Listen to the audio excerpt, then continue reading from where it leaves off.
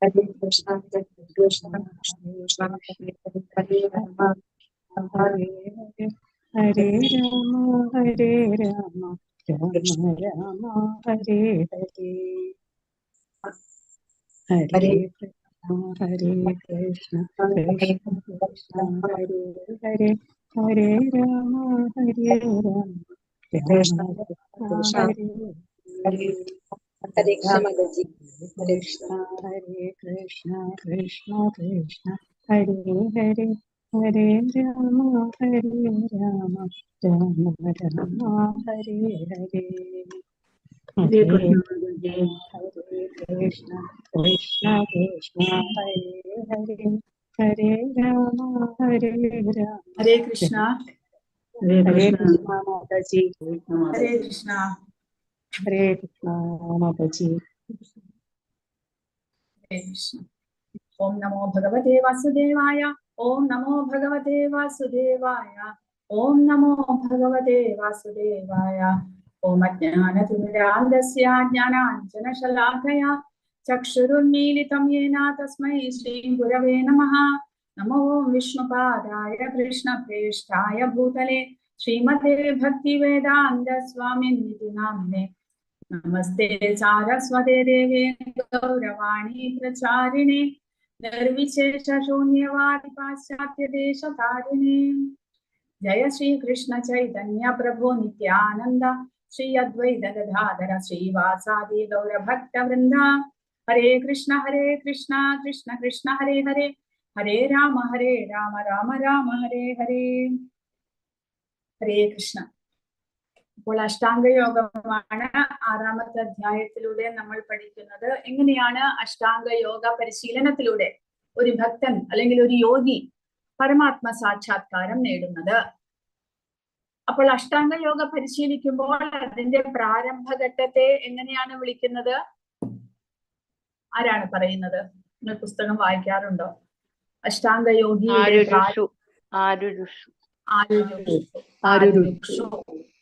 രുക്ഷു എന്ന് പറയുമ്പോൾ അദ്ദേഹം കർമ്മം ചെയ്യണം.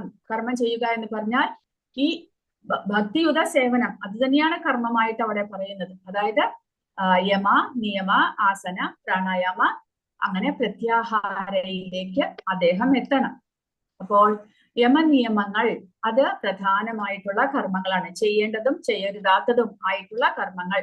എന്തെല്ലാം അഭ്യാസത്തിന് വേണ്ടിയിട്ട്, അതായത് ഇന്ദ്രിയങ്ങളും മനസ്സും നിയന്ത്രിക്കാൻ വേണ്ടിയിട്ട്, അല്ലെങ്കിൽ ജ്ഞാനം സമ്പാദിക്കാൻ വേണ്ടിയിട്ടുള്ളതെല്ലാം യമത്തിലൂടെ, അതായത് ചെയ്യേണ്ടതായിട്ടുള്ള കർമ്മങ്ങൾ ചെയ്ത് ആ ജ്ഞാനം സമ്പാദിക്കണം. നിയമങ്ങൾ എന്ന് പറയുമ്പോൾ റെഗുലേഷൻ. ഭഗവാൻ കഴിഞ്ഞ ക്ലാസ്സിൽ നമ്മൾ പഠിച്ചു, യുക്താഹാര വിഹാരസ്യ യുക്തചേഷ്ടസ്യ കർമ്മസു, എല്ലാം നിയന്ത്രിക്കണം. ആഹാരം നിയന്ത്രിക്കണം, ഭക്ഷണം ഉറക്കം നിയന്ത്രിക്കണം, കർമ്മങ്ങളെ നിയന്ത്രിക്കണം, എല്ലാം നിയന്ത്രിച്ചുകൊണ്ടുള്ള ഒരു ജീവിതമായിരിക്കണം. അപ്പോൾ അതിലെല്ലാം നിയന്ത്രണമാണ് നിയമം എന്ന് പറയുന്നത്. പിന്നീട് ആസനങ്ങൾ, യോഗാസനങ്ങൾ പരിശീലനത്തിലൂടെ യോഗ പരിശീലനങ്ങൾ പരിശീലിക്കുന്നത് ഇന്ദ്രിയങ്ങളെയും മനസ്സിനെയും നിയന്ത്രിക്കാനായിട്ട് ഉപകരിക്കുന്നു. പിന്നീട് പ്രാണായാമം കൂടെ ചെയ്യുന്നതിലൂടെ പൂർണ്ണമായിട്ടും ഒരു സെൽഫ് കൺട്രോൾ, ആ ശരീരത്തിന്റെ പൂർണ്ണ നിയന്ത്രണം ആത്മാവിന്റെ കയ്യിൽ വരികയാണ് ചെയ്യുന്നത്. അങ്ങനെ പ്രത്യാഹാരയിൽ എത്തുന്ന ആ യോഗിയെ അദ്ദേഹത്തിന് എന്ത് വിളിക്കുന്നു? പ്രാരംഭ ദശയിലുള്ള ആളെ യോഗ ആദിരുക്ഷു എന്ന് വിളിക്കുന്നു. പക്ഷേ എന്താണ് പറയുന്നത്, ആ യോഗത്തിൽ പരിപൂർണതയിലേക്ക് എത്താൻ പോകുന്ന യോഗിയെ എന്തെന്നാണ് വിളിക്കുന്നത്? ആദിരുക്ഷു പ്രാരംഭകനാണ്. പക്ഷേ സെൽഫ് കൺട്രോൾ വന്ന ആ യോഗിയെ എന്ത് വിളിക്കുന്നു? യോഗാരൂഢൻ ആയി കഴിഞ്ഞു കഴിഞ്ഞാൽ പിന്നീട് അദ്ദേഹം എന്താണ് ചെയ്യുക?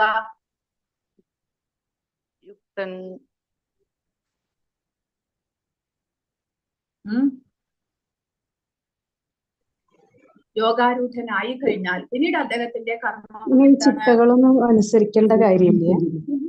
പിന്നെ ഈ നിയമങ്ങളൊന്നും അനുസരിക്കേണ്ട കാര്യമില്ല, അതിനെയൊക്കെ അതിക്രമിച്ചു യോഗ.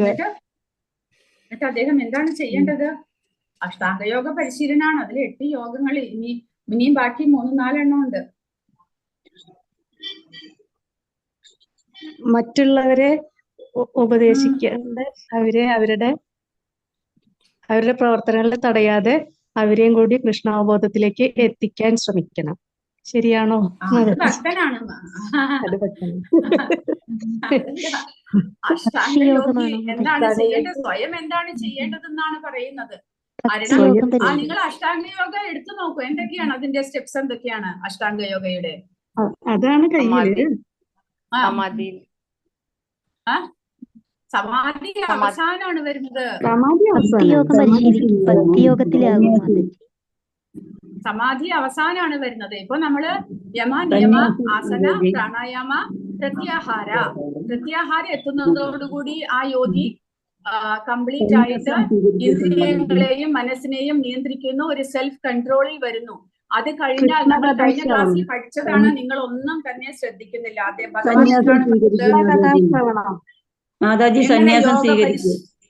യോഗ പരിശീലനത്തിന് എങ്ങനെയാണ് യോഗി പുറപ്പെടേണ്ടത് എന്ന് ഭഗവാൻ പറഞ്ഞു തന്നു. ഏകാന്തമായ സ്ഥലത്ത് പോയിട്ട്, വിജനമായ സ്ഥലത്ത്, അധികം ഉയരെയും അല്ലാതെ അധികം താഴെയും അല്ലാതെ, കുശപ്പുല്ല് വിരിച്ച് അതിനു മീതെ വസ്ത്രം വിരിച്ച് മാൻതോല് വിരിച്ച് അദ്ദേഹം ആ യോഗി ഇരുന്ന് എന്താണ് ചെയ്യേണ്ടത്? സന്യാസോ? ദൈവമേ, ഞാനീ പറഞ്ഞു തരുന്നത് നിങ്ങൾ എന്താണ് കേൾക്കുന്നത്, എന്താണ് മനസ്സിലാക്കുന്നത്?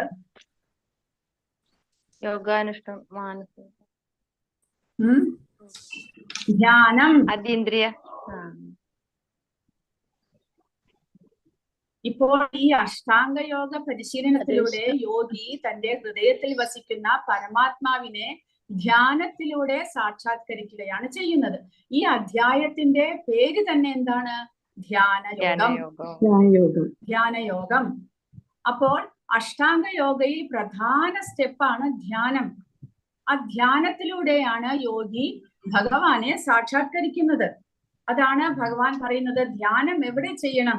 നമ്മുടെ ഈ സിറ്റിയുടെ ഉള്ളില് ഈ തിരക്കിന്റെ ഇടയിൽ ഇരുന്ന് ചെയ്യാനല്ല ഭഗവാൻ പറയുന്നത്. അപ്പോൾ കോൺസെൻട്രേഷൻ കിട്ടുന്നില്ല.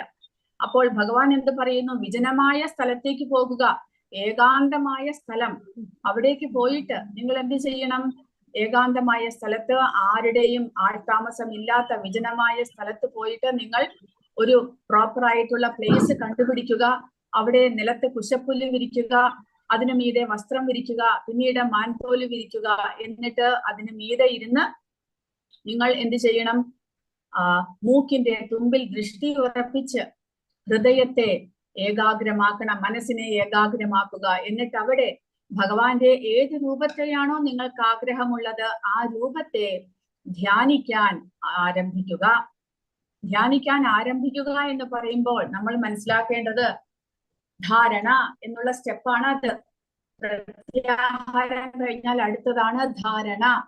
ആ ധാരണയിൽ യോഗി ഭഗവാനെ ധ്യാനിക്കാൻ ആരംഭിക്കുന്നു. യോഗിയുടെ മനസ്സും ഇന്ദ്രിയങ്ങളും എല്ലാം കൺട്രോളിലാണെങ്കിൽ കൂടെ യോഗിക്ക് കണ്ണടച്ച വഴി ഭഗവാനെ കാണാൻ സാധിക്കില്ല. കാരണം അത് പരിശീലനത്തിലൂടെ മാത്രമേ അത് സാധ്യമാകുകയുള്ളൂ. എങ്ങനെ പരിശീലിക്കണം?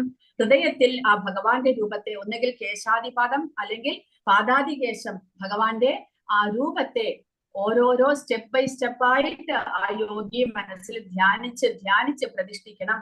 കേശാദിപാദമാണെങ്കിൽ ഭഗവാന്റെ കേശം മുതൽക്ക്, ഭഗവാന്റെ തലമുടി മുതൽക്ക് താഴേക്ക് ആ യോഗി ഭഗവാനെ പൂർണ്ണമായിട്ട് ധ്യാനിക്കുന്നു. ഒന്നുകിൽ ഭഗവാൻ കൃഷ്ണന്റെ ദ്വിഭുജ 2 കൈകളുള്ള കൃഷ്ണന്റെ രൂപത്തെ, അല്ലെങ്കിൽ 4 കരങ്ങളുള്ള വിഷ്ണുവിന്റെ രൂപത്തെ, വിഷ്ണുവിന്റെ അനേകം രൂപങ്ങളുണ്ട്, ഏതെങ്കിലും ഒരു രൂപത്തെ, ശംഖചക്ര ഗദാപത്മങ്ങൾ ധരിച്ചിരിക്കുന്ന വിഷ്ണു രൂപം, അല്ലെങ്കിൽ ഭഗവാന്റെ നരസിംഹ രൂപമാകാം, അല്ലെങ്കിൽ വാമന രൂപമാകാം. ഏത് രൂപത്താണോ യോഗി ഇഷ്ടപ്പെടുന്നത് ആ രൂപത്തെ യോഗി മനസ്സിൽ ധ്യാനിക്കാൻ ആരംഭിക്കണം. അത് ആരംഭത്തിൽ ആ ഭഗവാന്റെ ആ രൂപം പൂർണ്ണമായിട്ട് യോഗിയുടെ മനസ്സിൽ നിറഞ്ഞു നിൽക്കില്ല. കാരണം പരിശീലനം വേണം. അങ്ങനെ അതിനു വേണ്ടിയിട്ട് ഒരുപാട് സമയം എടുക്കുന്നു. ധാരണ എന്നുള്ള സ്റ്റെപ്പ് ധ്യാനത്തിലേക്ക് കടക്കാൻ ഒരുപാട് സമയം എടുക്കുന്നു. കാരണം തുടക്കത്തിൽ യോഗിക്ക് കണ്ടിന്യൂസ് ആയിട്ട് ഒരുപാട് സമയം അങ്ങനെ ഇരിക്കാൻ സാധിക്കില്ല. നമുക്കാണെങ്കിലും ഏതെങ്കിലും ഒരു പരിശീലനം നടത്തുമ്പോൾ ആരംഭത്തിൽ എക്സസൈസ് എല്ലാം ചെയ്യുന്നവർ ആരംഭത്തിൽ ഒരു 15 മിനിറ്റ് 20 മിനിറ്റ് എല്ലാമേ ചെയ്യാൻ സാധിക്കുകയുള്ളൂ. പിന്നീട് പ്രാക്ടീസ് ചെയ്ത് നമുക്ക് കൂടുതൽ സമയം അതിനുവേണ്ടി ചെലവഴിക്കാൻ സാധിക്കും. അതുപോലെ യോഗിയും ധാരണാഘട്ടത്തിൽ യോഗിക്ക് ഇടയ്ക്കിടയ്ക്ക് ബ്രേക്ക് എടുക്കേണ്ടതായിട്ട് വരും, എന്തെങ്കിലും ആഹാരം കഴിക്കേണ്ടതായിട്ട് വരും. പക്ഷെ പിന്നീട് ആ പരിശീലനത്തിലൂടെ യോഗിക്ക് കണ്ടിന്യൂസ് ആയിട്ട് ദിവസങ്ങളോളം ധ്യാനത്തിൽ ഇരിക്കാൻ സാധിക്കുന്നു.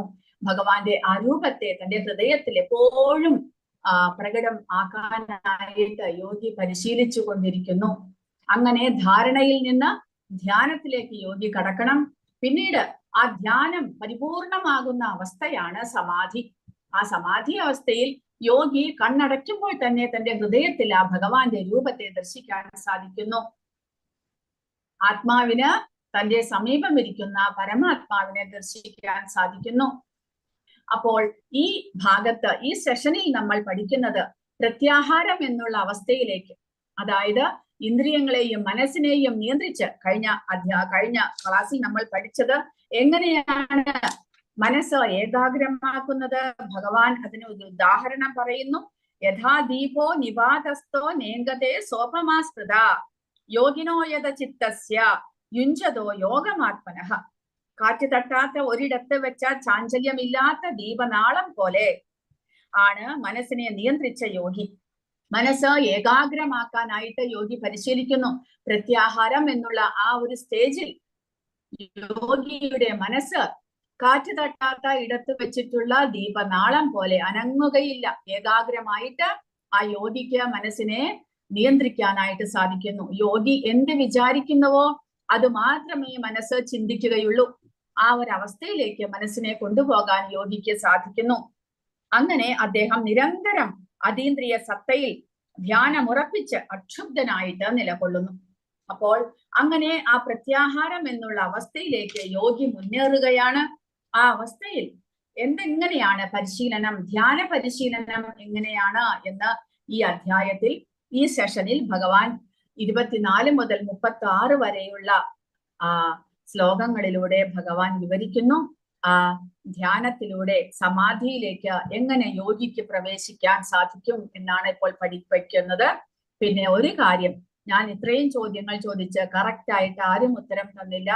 നിങ്ങൾ ക്ലാസ് കഴിഞ്ഞാൽ അത് വായിച്ചു നോക്കണം, മനസ്സിലാക്കണം. ശ്ലോകം, അതിന്റെ അർത്ഥം, പ്രഭുപാദരുടെ വ്യാഖ്യാനം, ഇതെല്ലാം വായിച്ച് മനസ്സിലാക്കിയിട്ട് അടുത്ത ക്ലാസ്സിൽ മനസ്സിലാക്കാൻ സാധിക്കാത്തത് നിങ്ങൾ സംശയങ്ങൾ ചോദിക്കണം. അല്ലെങ്കിൽ എങ്ങനെയാണ് നിങ്ങൾ ഭഗവത്ഗീത മനസ്സിലാക്കി പഠിക്കുക? അപ്പോൾ അത് തെറ്റാണ്, നിങ്ങൾ പഠിക്കാതിരിക്കുന്നത് തെറ്റാണ്. പഠിക്കണം, വായിക്കണം, ദിവസവും വായിച്ച് മനസ്സിലാക്കണം. എങ്കിൽ മാത്രമേ നിങ്ങൾക്ക് ആ ഒരു മറ്റുള്ളവർക്കും പറഞ്ഞു കൊടുക്കാനുള്ള വിധത്തിൽ നിങ്ങൾക്ക് സ്വയം മനസ്സിലാക്കാനായിട്ട് സാധിക്കുകയുള്ളൂ. അതുകൊണ്ട് ദിവസവും വായിക്കുക, നിങ്ങളുടെ ഗ്രൂപ്പിൽ ഡിസ്കഷൻ ചെയ്യുക, എന്നിട്ട് മനസ്സിലാക്കാൻ സാധിക്കാത്തത് ക്ലാസ്സിൽ ചോദിക്കുക. അപ്പോൾ മൂന്നാമത്തെ സെഷൻ ആണ് ഇന്ന്. അഷ്ടാംഗ യോഗയിൽ പൂർണ്ണത കൈവരിക്കുന്നു, ആത്മാവിനെ തിരിച്ചറിയുന്ന അവസ്ഥയാണിത്. മുമ്പത്തെ വിഭാഗത്തിൽ ഭഗവാൻ കൃഷ്ണൻ ധ്യാനത്തിന്റെ, അതായത് യോഗാരൂഢ പൂർണമായ ഘട്ടം വിവരിക്കുന്നു. ഈ വിഭാഗത്തിൽ കൃഷ്ണൻ ആ പൂർണ്ണത കൈവരിക്കുന്നതിനുള്ള രീതികൾ വിവരിക്കുന്നു. അതായത് യോഗാരൂഢനായി കഴിഞ്ഞാൽ എന്താണ് ചെയ്യുന്നത് എന്ന് കഴിഞ്ഞ ക്ലാസ്സിൽ വിവരിച്ചു. അതായത് മനസ്സ് നിശ്ചലമാക്കാം, അതിനുശേഷം ആ മനസ്സിൽ ഭഗവാനെ, സമാധി എന്നുള്ള പരിപൂർണ അവസ്ഥയിൽ മനസ്സ് ആ ഭഗവാന്റെ രൂപത്തെ ധ്യാനിച്ചു കൊണ്ടിരിക്കുന്നു. പക്ഷേ ആ യോഗാരൂഢനാകാനായിട്ട് എന്തെല്ലാം ചെയ്യണം എന്നുള്ള കാര്യങ്ങളാണ് ഈ സെഷനിൽ നമ്മൾ പഠിക്കുന്നത്. സനിശ്ചയേന യോക്തവ്യോ യോഗോ നിർവിണ്ണ ചേതസ സങ്കൽപ്പ പ്രഭവാൻ കാമാം ത്യക്ത്വാ സർവാനശേഷതഃ മനസൈവേന്ദ്രിയഗ്രാമം വിനിയമ്യ സമന്തതഃ ശനൈശനൈരുപരമേത് ബുദ്ധ്യാ ധൃതിഗൃഹീതയാ ആത്മസംസ്ഥം മന കൃത്വാ ന കിഞ്ചിദപി ചിന്തയേത്. അപ്പോൾ ഇത് ഈ 2 ശ്ലോകങ്ങൾ യോഗാരൂഢയിൽ പൂർണ്ണത കൈവരിക്കാനുള്ള രീതികളാണ് എന്നാണ് പറയുന്നത്. സ്ഥൈര്യത്തോടും വിശ്വാസത്തോടും കൂടി വേണം യോഗ പരിശീലനത്തിന് ഏർപ്പെടുവാൻ. വഴി മാറുകയും അരുത്. മനസ്സിൽ തോന്നിയ ഭൗതികങ്ങളായ എല്ലാ ആഗ്രഹങ്ങളും ഒന്നൊഴിയാതെ ഉപേക്ഷിക്കുകയും മനസ്സുകൊണ്ട് ഇന്ദ്രിയങ്ങളെ എല്ലാം നിയന്ത്രിക്കുകയും വേണം. അപ്പോൾ ആദ്യം മനസ്സിനെ കൺട്രോൾ ചെയ്യണം. മനസ്സിലാണ് ചിന്തകളെല്ലാം വരുന്നത്. അങ്ങനെ മനസ്സിനെ നിയന്ത്രിച്ച് ആ മനസ്സുകൊണ്ട് ഇന്ദ്രിയങ്ങളെ നിയന്ത്രിക്കുക. ഇന്ദ്രിയങ്ങൾക്ക് പലതും കാണാനും കേൾക്കാനും രുചിക്കാനും എല്ലാം ആഗ്രഹം ഉണ്ടാകും. പക്ഷെ മനസ്സിൽ തോന്നണം, ഇല്ല, അതൊന്നും ഇപ്പോൾ പാടില്ല, ഞാനിപ്പോൾ യോഗ പരിശീലനത്തിൽ ഏർപ്പെടുകയാണ്, ഭഗവാനെ സാക്ഷാത്കരിക്കാൻ, ഭഗവാനെ ദർശിക്കാൻ ആഗ്രഹിക്കുന്നു. അതുകൊണ്ട് ഈ വിധത്തിലുള്ള ഭൗതികമായ ആഗ്രഹങ്ങളെല്ലാം തെറ്റാണ് എന്ന് മനസ്സിൽ തോന്നിക്കഴിഞ്ഞാൽ പിന്നീട് ഇന്ദ്രിയങ്ങൾ അടക്കമുള്ളവയായിട്ട് മാറുന്നു. അതുകൊണ്ട് അങ്ങനെ മനസ്സുകൊണ്ട് ഇന്ദ്രിയങ്ങളെ നിയന്ത്രിക്കണം, ആഗ്രഹങ്ങളെല്ലാം ഉപേക്ഷിക്കണം എന്നാണ് ഈ ശ്ലോകത്തിന്റെ അർത്ഥമായിട്ട് പറയുന്നത്. ക്രമേണ പടിപടിയായിട്ട് വിശ്വാസദാർഢ്യമാർന്ന ബുദ്ധിയുടെ സഹായത്താൽ സമാധിസ്ഥനാകണം. മനസ്സിനെ ആത്മാവിൽ ഉറപ്പിക്കുക. മറ്റൊന്നിനെ കുറിച്ചും ചിന്തിക്കാതെ ആത്മജ്ഞാനത്തിലേക്ക് ഉയരാൻ വേണ്ടി പരിശ്രമിക്കുകയാണ്. ജീവാത്മാവിനെ തന്റെ സ്വന്തം സ്വരൂപസ്ഥിതിയിലേക്ക് ഉയർത്തുക, പൂർണ്ണമായിട്ടുള്ള അതീന്ദ്രിയ ജ്ഞാനാവസ്ഥയിലേക്ക് ഉയർത്തുക. അതിനു വേണ്ടിയിട്ട് മനസ്സും ഇന്ദ്രിയങ്ങളും എല്ലാം നിയന്ത്രിച്ച് ഏകാഗ്ര ചിത്തനായിട്ട് ഹൃദയത്തിൽ ആ ഭഗവാനെ ധ്യാനിക്കുക. ആ ധ്യാനം പരിപൂർണമാകുന്ന അവസ്ഥയിൽ, അല്ലെങ്കിൽ ധ്യാനത്തിലൂടെ ഇന്ദ്രിയങ്ങളും മനസ്സും നിയന്ത്രണമാകുമ്പോൾ ജീവാത്മാവ് സ്വയം അവബോധ പരിശുദ്ധനായിട്ട് ജീവാത്മാവിന് സ്വന്തം അവബോധത്തെ തിരിച്ചറിയാനായിട്ട് സാധിക്കുന്നു. അപ്പോൾ പരിപൂർണത കൈവരിക്കുന്നതിനുള്ള രീതികൾ യോഗാരൂഢ ഘട്ടത്തിലെ പരിശീലനങ്ങളാണ്. ആദ്യം ക്ഷമ, നിശ്ചയം, ദൃഢനിശ്ചയം.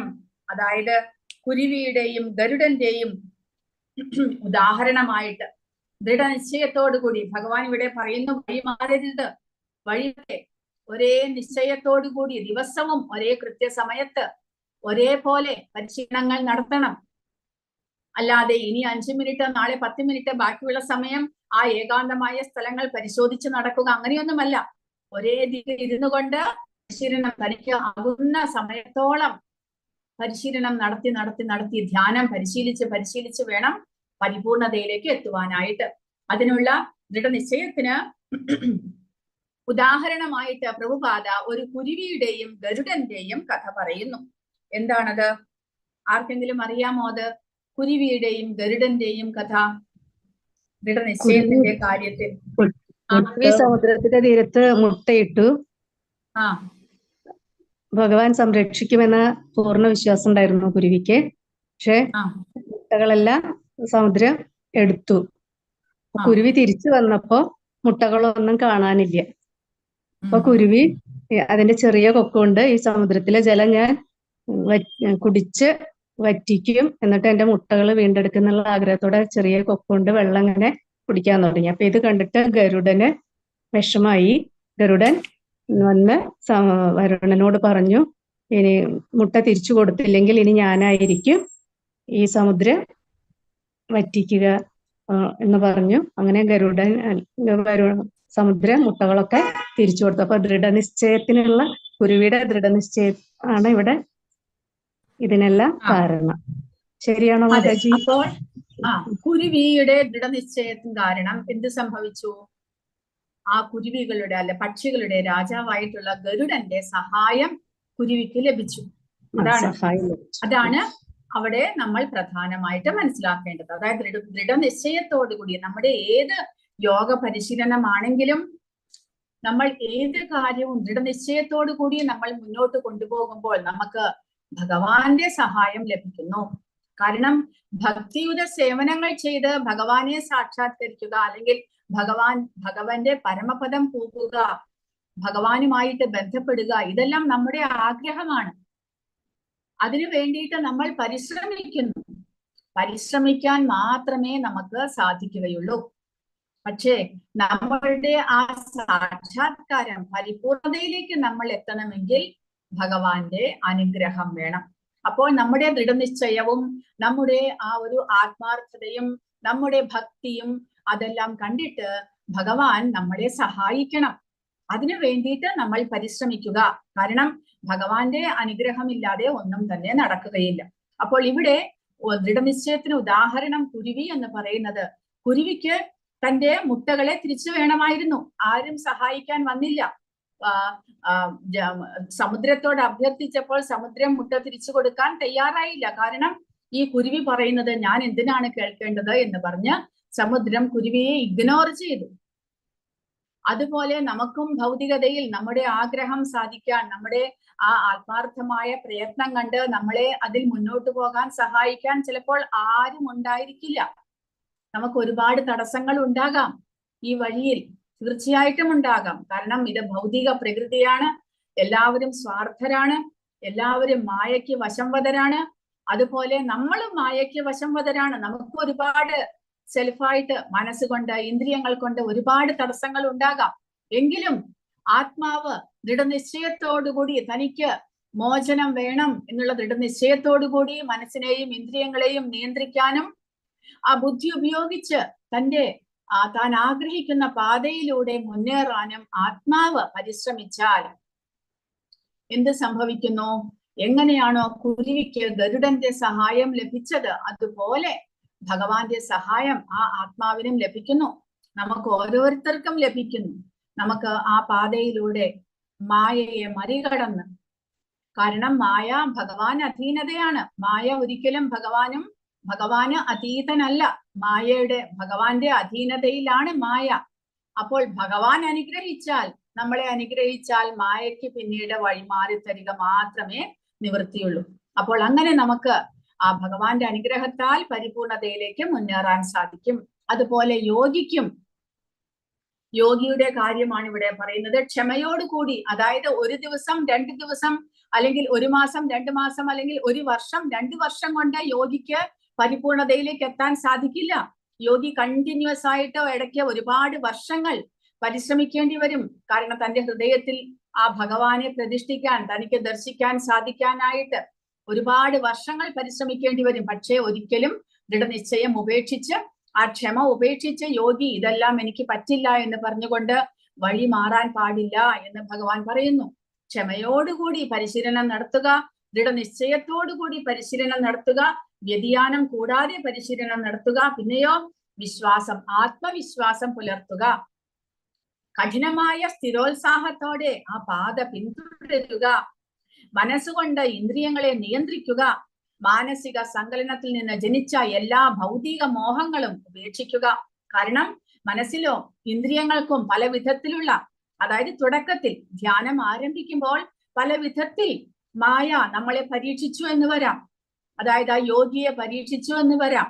മനസ്സിലും ഇന്ദ്രിയങ്ങൾക്കും പല വിധത്തിലുള്ള ആഗ്രഹങ്ങൾ ഉണ്ടായി എന്ന് വരാം. എന്നാൽ ആ മോഹങ്ങളെ എല്ലാം നിയന്ത്രിക്കണം, എല്ലാത്തിനെയും ഉപേക്ഷിക്കണം. എന്നിട്ട് പൂർണ്ണ ബോധ്യത്താൽ നിലനിൽക്കുന്ന ബുദ്ധിശക്തി ഉപയോഗിച്ച് ഇതല്ല എന്റെ വഴി, ഭൗതികതയല്ല എന്റെ വഴി, ആ ഭൗതികമായ മായകൾ എന്നെ ആക്രമിക്കും, പക്ഷെ അതിൽ നിന്നൊന്നും ഞാൻ വ്യതിചലിക്കാതെ എന്റെ മനസ്സിനെ അങ്ങനെ ഡിസ്റ്റർബ് ചെയ്യാൻ വിടാതെ മനസ്സിനെ ഏകാഗ്രമാക്കിക്കൊണ്ട് തന്റെ പാത പിന്തുടരണം. മനസ്സ് തന്നിൽ തന്നെ ഉറപ്പിച്ച് മറ്റൊന്നും ചിന്തിക്കരുത്. പടിപടിയായിട്ട് ഒരാൾക്ക് വിജയം കൈവരിക്കാൻ സാധിക്കും എന്ന് ഭഗവാൻ ഇവിടെ പറയുന്നു. പക്ഷെ കലികാലത്തിലുള്ള പരിശീലനമല്ല ഇത്. സത്യയുഗം, ത്രേതായുഗം മുതലായ കാലത്തിലേക്കുള്ള പരിശീലനമാണ്. അങ്ങനെ പരിശീലനം തുടരണം എന്ന് ഭഗവാൻ പറയുന്നു. ഒരിക്കലും വഴിമാറി പോകരുത്. അപ്പോൾ അങ്ങനെ ഭഗവാൻ ഈ കാര്യങ്ങളെല്ലാം ഉപേക്ഷിച്ചപ്പോൾ, ഉപദേശിക്കുമ്പോൾ പ്രഭുപാദ വ്യാഖ്യാനത്തിൽ പറയുന്നത്, രൂപഗോസ്വാമി ഇങ്ങനെ ഭക്തിയോഗയെ കുറിച്ച്, ഭക്തിയോഗയിൽ ആ ഭക്തിയോഗയുടെ തത്വങ്ങൾ പരിശീലിക്കാൻ വേണ്ടിയിട്ട് രൂപഗോസ്വാമി ഉപദേശാമൃതത്തിൽ നമുക്ക് ഉപദേശിച്ചിട്ടുണ്ട്. എങ്ങനെയാണ് പരിശീലനം ചെയ്യേണ്ടത്, ഭക്തിയോഗം നമ്മൾ എങ്ങനെ പരിശീലിക്കണം. ഉത്സാഹാത്, നിശ്ചയാത്, ധൈര്യാത്, തത്തത് കർമ്മ പ്രവർത്തനാത്, സംഗത്യാഗാത്, അവൃത്തെ ഷഡ്ഭിർ ഭക്തി പ്രസിദ്ധ്യതി. എങ്ങനെ ഭക്തിയോഗം അല്ലെങ്കിൽ ഭക്തി നമുക്ക് വർദ്ധിപ്പിക്കാം എന്ന് രൂപഗോസ്വാമി പറഞ്ഞിരിക്കുന്നു. ഉത്സാഹം കൊണ്ട് ഉത്സാഹിതനായിരിക്കണം. ഒരിക്കലും ഡള്ളായിട്ട് ലേസി ആയിട്ട് വളരെ കഷ്ടമായി പോയി, ഞാൻ നാമം ജപിക്കാന്ന് പ്രഭുജിയോട് ഏറ്റു, അതുകൊണ്ട് ഇനി നാമം ജപിക്കാതിരിക്കാൻ നിവൃത്തിയില്ല എന്നുള്ള ആ ഒരു ചിന്തയോടുകൂടിയല്ല. പിന്നെയോ നാമം ജപിക്കുന്നത് കൊണ്ട് എനിക്ക് ഇത്ര ഗുണങ്ങൾ ഉണ്ടാകുന്നു, എന്റെ മനസ്സിനെ എനിക്ക് നിയന്ത്രിക്കാൻ സാധിക്കുന്നു, എനിക്ക് ക്രമേണ ഈ ശരീരബോധത്തിൽ നിന്ന് മുക്തി വരാൻ സാധിക്കും എന്നുള്ള ഉത്സാഹത്താൽ ഭഗവാനെ സേവിക്കുന്നത് എന്റെ ധർമ്മമാണ് എന്നുള്ള ആ പോസിറ്റീവ് തിങ്കിങ്ങിലൂടെ ഉത്സാഹത്തോടു കൂടി നമ്മൾ ഭക്തിയുത സേവനങ്ങൾ ചെയ്യണം. പിന്നെ നിശ്ചയം, ദൃഢനിശ്ചയം, ഒരു ദിവസവും നമ്മൾ ഒഴിവാക്കാതെ ദിവസവും നമ്മൾ ഏറ്റിട്ടുള്ള ആ സേവനങ്ങളെല്ലാം തന്നെ ഭഗവാന് വേണ്ടി ചെയ്യണം. പിന്നെ ധൈര്യം, ആരെല്ലാം നമ്മളെ തടസ്സപ്പെടുത്താൻ എന്തെല്ലാം വഴികളിലൂടെ തടസ്സങ്ങൾ ഉണ്ടായാലും അതിനെയെല്ലാം അതിക്രമിച്ച് ആ ഭഗവാന്റെ സേവനത്തിൽ നിലകൊള്ളാനായിട്ടുള്ള ധൈര്യം ഉണ്ടാകണം. പിന്നെ തത്തത് കർമ്മ പ്രവർത്തന, അങ്ങനെ ഭക്തിയുത സേവനത്തിൽ മുന്നേറാനുള്ള കർമ്മങ്ങളെല്ലാം തന്നെ നമ്മൾ ചെയ്തുകൊണ്ട്, പിന്നെയോ സംഘത്യാഗാത്, അത് ഇമ്പോർട്ടന്റ് ആണ്. അതായത് സംഘത്യാഗം, ഏത് സംഘം? ദുസ്സംഗം. നമ്മുടെ സത്സംഗം മാത്രമേ നമ്മൾ മുന്നോട്ട് കൊണ്ടുപോകാൻ പാടുള്ളൂ. ദുസ്സംഗത്തെ നമ്മൾ, അതായത് ഭഗവാനായിട്ടുള്ള ഭഗവാനെ എതിർക്കുന്ന അല്ലെങ്കിൽ ഭഗവാനിൽ വിശ്വാസമില്ലാത്ത, ഭക്തിയുടെ സേവനത്തിൽ വിശ്വാസമില്ലാത്തവരുമായിട്ടുള്ള സംഘത്തെ നമ്മൾ ത്യജിക്കണം. പിന്നെ അങ്ങനെ ഷഡ്ഭിർ ഭക്തി,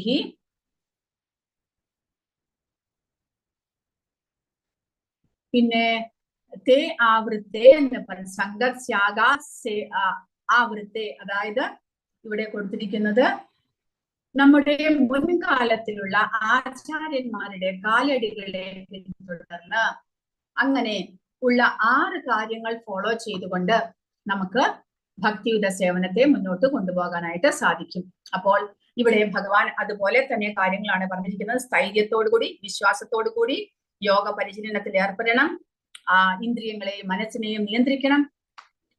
അതുകൂടാതെ ഇവിടെ പ്രഭുപാദ പറഞ്ഞിരിക്കുന്നു, അനുഗ്രഹമില്ലാതെ നമുക്ക് വിജയിക്കാനാവില്ല. എങ്കിലും നിശ്ചയദാർഢ്യത്തോടെ പരിശ്രമിച്ചുകൊണ്ട് നമ്മുടെ ആത്മാർത്ഥത കാണിക്കേണ്ടതായിട്ടുണ്ട്. അനുഗ്രഹമില്ലാതെ എന്ന് പറയുമ്പോൾ ഭഗവാന്റെ അനുഗ്രഹമില്ലാതെ നമുക്കൊരിക്കലും തന്നെ പരിപൂർണതയിലേക്ക് എത്താൻ സാധിക്കില്ല. നമുക്ക് പരിശ്രമിക്കാം, അത് മാത്രമേ നമ്മളെ കൊണ്ട് സാധിക്കുകയുള്ളൂ. പിന്നെയോ നമ്മളെ ആ പൂർണ്ണതയിലേക്ക് എത്തിക്കേണ്ടത് ഭഗവാന്റെ കടമയാണ്. എന്ന് പറഞ്ഞാൽ ഭഗവാനാണ് അത് ചെയ്യേണ്ടത്. പക്ഷേ നമ്മൾ പരിശ്രമിക്കണം, നമ്മുടെ ആത്മാർത്ഥത കാണിക്കണം ഭഗവാന്റെ മുന്നിൽ. ഭഗവാന് നമ്മുടെ ആ ധൈര്യവും ആത്മാർത്ഥതയും കണ്ടിട്ട് സന്തോഷമായിട്ട് നമ്മളെ അനുഗ്രഹിക്കണം. അതിനു വേണ്ടിയിട്ട് നമ്മൾ പരിശ്രമിക്കേണ്ടതാണ് എന്നാണ് ഇവിടെ പ്രഭുപാദ പറയുന്നത്. പൂർണ്ണത കൈവരിക്കുന്നതിനുള്ള രീതികൾ വീണ്ടും തുടരുകയാണ്. പ്രത്യാഹാരയിൽ എത്തുകയാണ് ഇങ്ങനെ യോഗി ചെയ്യുന്നത്. ശരിയായ ബോധ്യവും ബുദ്ധിശക്തിയും ഉപയോഗിച്ച് ഒരാൾ ക്രമേണ ഇന്ദ്രിയ പ്രവർത്തനങ്ങൾ അവസാനിപ്പിക്കണം. അതായത് ആ ധ്യാനത്തിലേക്ക് പുറപ്പെടുമ്പോൾ വീണ്ടും ഇന്ദ്രിയങ്ങളും മനസ്സും പല കാര്യങ്ങളെ കുറിച്ച് ആലോചിക്കുകയാണെങ്കിൽ ധ്യാനം കംപ്ലീറ്റ് ആക്കാൻ ആ യോഗിക്ക് സാധ്യമാകില്ല. അതുകൊണ്ട് ധ്യാനം ആരംഭിക്കുന്നതിന് മുന്നേ തന്നെ മനസ്സും ഇന്ദ്രിയങ്ങളും ഏകാഗ്രമാക്കാനായിട്ട് യോഗിക്ക് സാധിക്കണം. അതിനു വേണ്ടിയിട്ടാണ് യോഗി പരിശീലിക്കുന്നത്. അതിനെ പ്രത്യാഹാര എന്ന് പറയുന്നു.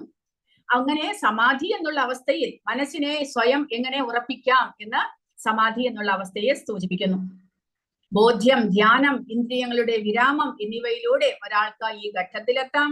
ധ്യാനം, ഇന്ദ്രിയങ്ങളുടെ വിരാമം എന്നിവയിലൂടെ ഈ ഘട്ടത്തിൽ, അതായത് സമാധിയിലേക്ക് എത്തണമെങ്കിൽ ധ്യാനം പരിപൂർണമാകണം. ധ്യാനം പരിപൂർണമാകുന്ന അവസ്ഥയാണ് സമാധിയായിട്ട് പറയുന്നത്.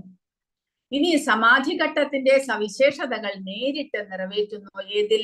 ഭക്തിയുത സേവനത്തിൽ. ഭൗതിക ശരീരം നിലനിൽക്കുന്നിടത്തോളം കാലം ഒരാൾ ഭൗതികതയിൽ ബന്ധപ്പെട്ടിട്ടുണ്ടെങ്കിലും ഇന്ദ്രിയ പ്രീതിയെ കുറിച്ച് ചിന്തിക്കരുത്. പരമാത്മാവിന്റെ ആനന്ദം മാറ്റിവെച്ച് ഒരു സുഖത്തെ കുറിച്ച് ചിന്തിക്കരുത്. കൃഷ്ണാവബോധം നേരിട്ട് പരിശീലിക്കുന്നതിലൂടെ ഈ അവസ്ഥ എളുപ്പത്തിൽ കൈവരിക്കാനാകും. അതായത് ഒരു യോഗി ഇത്രമാത്രം കഷ്ടപ്പെട്ട് അനേക സംവത്സരങ്ങൾ ധ്യാനത്തിലിരുന്ന് സമാധിയിലേക്ക്, സമാധി എന്ന് പറയുമ്പോൾ ആ ജീവാത്മാവിന് ഭഗവാനുമായിട്ട് ബന്ധപ്പെടുന്ന അവസ്ഥയാണ് സമാധി. പക്ഷേ പ്രഭുപാദ പറയുന്നത് ഭക്തിയുത സേവനത്തിലൂടെ നമുക്ക് വളരെ എളുപ്പത്തിൽ കൃഷ്ണാവബോധത്തിലൂടെ ആ സമാധി എന്നുള്ള അവസ്ഥയിൽ, അതായത് ഭഗവാനുമായിട്ട് നമുക്ക് ബന്ധപ്പെടാൻ സാധിക്കും. എങ്ങനെയാണത്? ഒരു ഭക്തൻ ഒരിക്കലും തന്റെ സന്തോഷത്തെ കുറിച്ച് ചിന്തിക്കുന്നില്ല. ഭഗവാന്റെ സന്തോഷമാണ് ഒരു ഭക്തന്റെ സന്തോഷം. ഭഗവാന്റെ സന്തോഷത്തിന് വേണ്ടിയിട്ടാണ് ഭക്തൻ പ്രവർത്തിക്കുന്നത്. ഭഗവാനെ സമർപ്പിക്കുന്നതല്ലാതെ ഒരു ഭക്തൻ ഒന്നും തന്നെ സ്വീകരിക്കുന്നില്ല. അങ്ങനെ വരുമ്പോൾ സ്വന്തം ഇന്ദ്രിയ സുഖത്തെ കുറിച്ച് ഭക്തൻ ചിന്തിക്കുന്നില്ല. മനസ്സ് പൂർണ്ണമായിട്ടും ഭഗവാൻ അർപ്പിച്ചുകൊണ്ടിരിക്കുന്നു. സദാസമയവും ഭഗവാന്റെ സ്മരണയിൽ ഭഗവാന്റെ സന്തോഷത്തെ കുറിച്ചാണ് ആ ഭക്തൻ ചിന്തിക്കുന്നത്. അപ്പോൾ ആ ഭക്തൻ സമാധിയിലല്ലേ?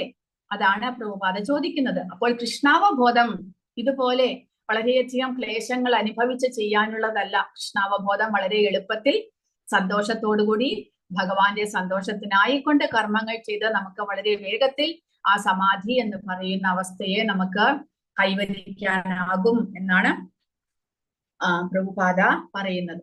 അതിനുശേഷം അങ്ങനെ ധ്യാനയിലേക്ക് കടക്കുമ്പോൾ ഒരു കാര്യം ഇമ്പോർട്ടന്റ് ആയിട്ടുണ്ട് എന്നാണ് ഭഗവാൻ പറയുന്നത്. യഥോ യഥോ നിശ്ചലതി മനശ്ചഞ്ചലമസ്ഥിരം തതസ്തതോ നിയമയത് ആത്മന്യേവ വശം നയേത്. അതായത് യോഗ പരിശീലിക്കുമ്പോഴുള്ള തന്റെ വിജയത്തിലേക്കുള്ള മാർഗം മനസ്സ് നിയന്ത്രണമാണ്. മനസ്സ് എത്രമാത്രം നമ്മൾ കൺട്രോൾ ചെയ്താലും ചിലപ്പോൾ മനസ്സ് ചഞ്ചലമാണ് എന്ന് അർജുനൻ പറയുന്നു. മനസ്സ് ചിലപ്പോൾ നമ്മുടെ പിടിവിട്ട് പൊയ്ക്കളയും. അങ്ങനെ പിടിവിട്ട് പോകുകയാണെങ്കിൽ ആ മനസ്സിനെ തിരിച്ചു കൊണ്ടുവരണം എന്നാണ് ഭഗവാൻ പറയുന്നത്. സ്വഭാവേന ചപലവും ചഞ്ചലവുമായ മനസ്സ് എവിടെയൊക്കെ അലഞ്ഞു നടക്കുന്നുവോ അവിടെ നിന്നെല്ലാം പിൻവലിച്ച് അതിനെ ആത്മാവിന് അധീനമാക്കി കൊള്ളണം. ഇത് നമ്മുടെ കൃഷ്ണാവബോധം പരിശീലിക്കുമ്പോഴും നമുക്ക് അത്യാവശ്യമുള്ള ഒരു കാര്യമാണ്.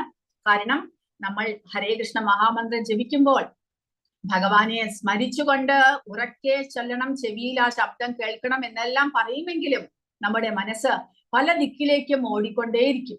അപ്പോഴെല്ലാം തന്നെ ആ മനസ്സിനെ തിരിച്ചു വിളിച്ച് ഭഗവാനിൽ അർപ്പിച്ച് നമ്മൾ ചെയ്യുന്ന ആ ഭക്തിയുത സേവനത്തിൽ പൂർണ്ണമായ ശ്രദ്ധ കേന്ദ്രീകരിക്കേണ്ടതാണ്.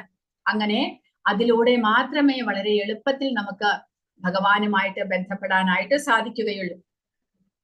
സ്വയം തിരിച്ചറിഞ്ഞ യോഗി മനസ്സിനെ സംബന്ധിച്ച് പിന്തുടരുന്ന തത്വമാണ് ഇത്. മനസ്സിനെ നിയന്ത്രിക്കുന്നവനെ ഗോസ്വാമി എന്നും നിയന്ത്രിക്കാത്തവനെ ഗോദാസൻ എന്നും വിളിക്കുന്നു. ഗോസ്വാമിക്ക് ഇന്ദ്രിയ സുഖത്തിന്റെ മാനദണ്ഡം അറിയാം. ഗോസ്വാമി എന്ന് പറഞ്ഞു കഴിഞ്ഞാൽ അതിന്റെ അർത്ഥം ഗോ എന്ന് പറഞ്ഞാൽ ഇന്ദ്രിയങ്ങൾ എന്നാണ് അർത്ഥം. സ്വാമി എന്ന് പറഞ്ഞാൽ ഇന്ദ്രിയങ്ങളെ കൺട്രോൾ ചെയ്യാൻ, നിയന്ത്രിക്കാൻ സാധിച്ചവൻ എന്നർത്ഥം. അപ്പോൾ ഇന്ദ്രിയ സുഖങ്ങൾ എത്രമാത്രം തനിക്ക് അനുഭവിക്കാനുള്ള യോഗ്യതയുണ്ട് അല്ലെങ്കിൽ ആവശ്യകതയുണ്ട് എന്നറിഞ്ഞ് ഇന്ദ്രിയങ്ങളെ സ്വയം നിയന്ത്രിക്കുന്ന വ്യക്തിയാണ് ഗോസ്വാമി. ഇന്ദ്രിയങ്ങൾ ഋഷികേശന്റെ അതായത് ഭഗവാന്റെ സേവനത്തിൽ ഏർപ്പെട്ടിരിക്കുകയാണെങ്കിൽ അതാണ് അതീന്ദ്രിയമായിട്ടുള്ള ഇന്ദ്രിയ സുഖം എന്ന് പ്രഭുപാദ പറയുന്നു. അതീന്ദ്രിയമായിട്ടുള്ള അതായത് ഒരു ഭക്തൻ പരിപൂർണതയിലേക്ക് എത്തുമ്പോൾ ഇന്ദ്രിയ സുഖങ്ങൾ അനുഭവിക്കും. നമ്മൾ ഇപ്പോൾ അനുഭവിക്കുന്ന ഇന്ദ്രിയ സുഖങ്ങൾ ഭൗതികമായിട്ടുള്ളതാണ്. അവ ക്ഷണികമാണ്, കുറച്ച് സമയത്തേക്ക് മാത്രം നിൽക്കുന്നു. വീണ്ടും സുഖദുഃഖങ്ങൾ മാറി മറിഞ്ഞു വന്നുകൊണ്ടിരിക്കുന്നു. എന്നാൽ അതീന്ദ്രിയമായ സുഖം എന്ന് പറയുമ്പോൾ അത് ഒരിക്കലും അവസാനിക്കാത്തതാണ്. എപ്പോഴും വളർന്നുകൊണ്ടേയിരിക്കുന്ന, അധികരിച്ചുകൊണ്ടേയിരിക്കുന്ന സുഖമാണ് അതീന്ദ്രിയമായ സുഖം. അതും നമ്മൾ ഇന്ദ്രിയങ്ങളിലൂടെയാണ് അറിയുന്നത്. പക്ഷേ അത് ആ സമയത്ത് നമ്മുടെ ഇന്ദ്രിയങ്ങൾ പരിശുദ്ധമായിരിക്കും. അങ്ങനെ ഒരു ഭക്തന്റെ ഇന്ദ്രിയങ്ങൾ പരിശുദ്ധമാകുന്ന അവസ്ഥയിൽ ഒരു ഭക്തന് സുഖം അനുഭവിക്കുന്നതിനെയാണ് അതീന്ദ്രിയമായ സുഖം എന്ന് പറയുന്നത്. ആ സമയത്ത് എങ്ങനെയാണത് ഭഗവാന്റെ സേവനത്തിലൂടെ ഒരു ഭക്തന് അത് കൈവരിക്കാനായിട്ട് സാധിക്കുന്നത്? കൃഷ്ണാവബോധത്തെ കുറിച്ച് ശ്രീല പ്രഭുപാദർ വിശദീകരിക്കുന്നു.